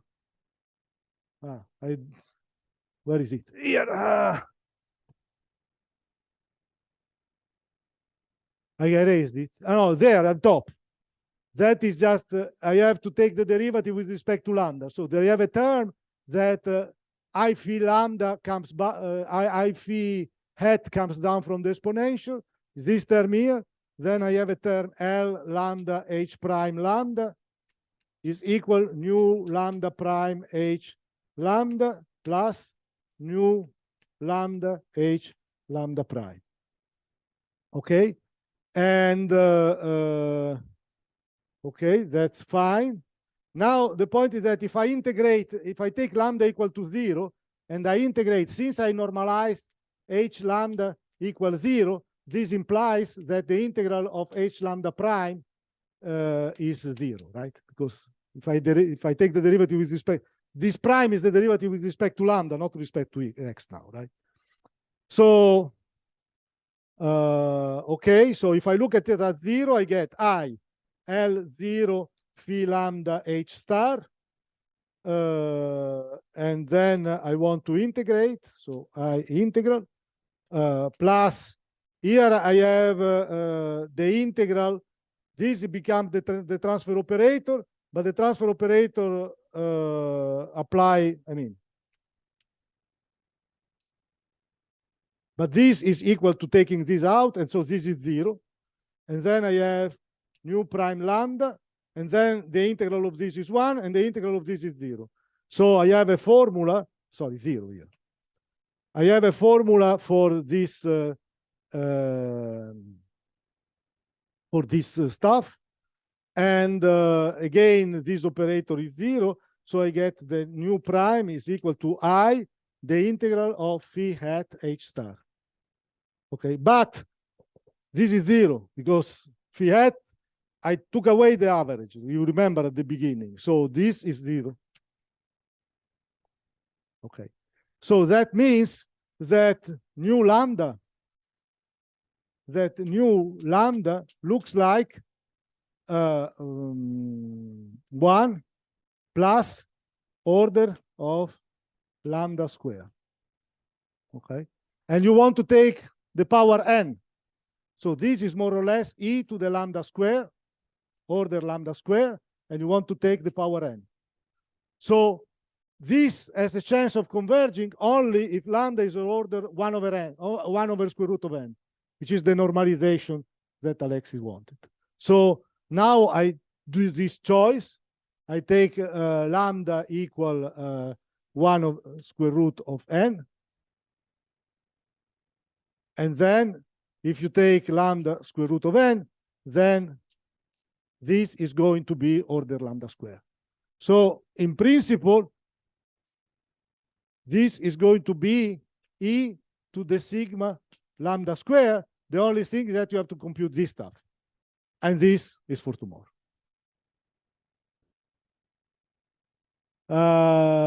Yeah, it will be negative because there will be I square, but this we will see tomorrow. Yes. Okay.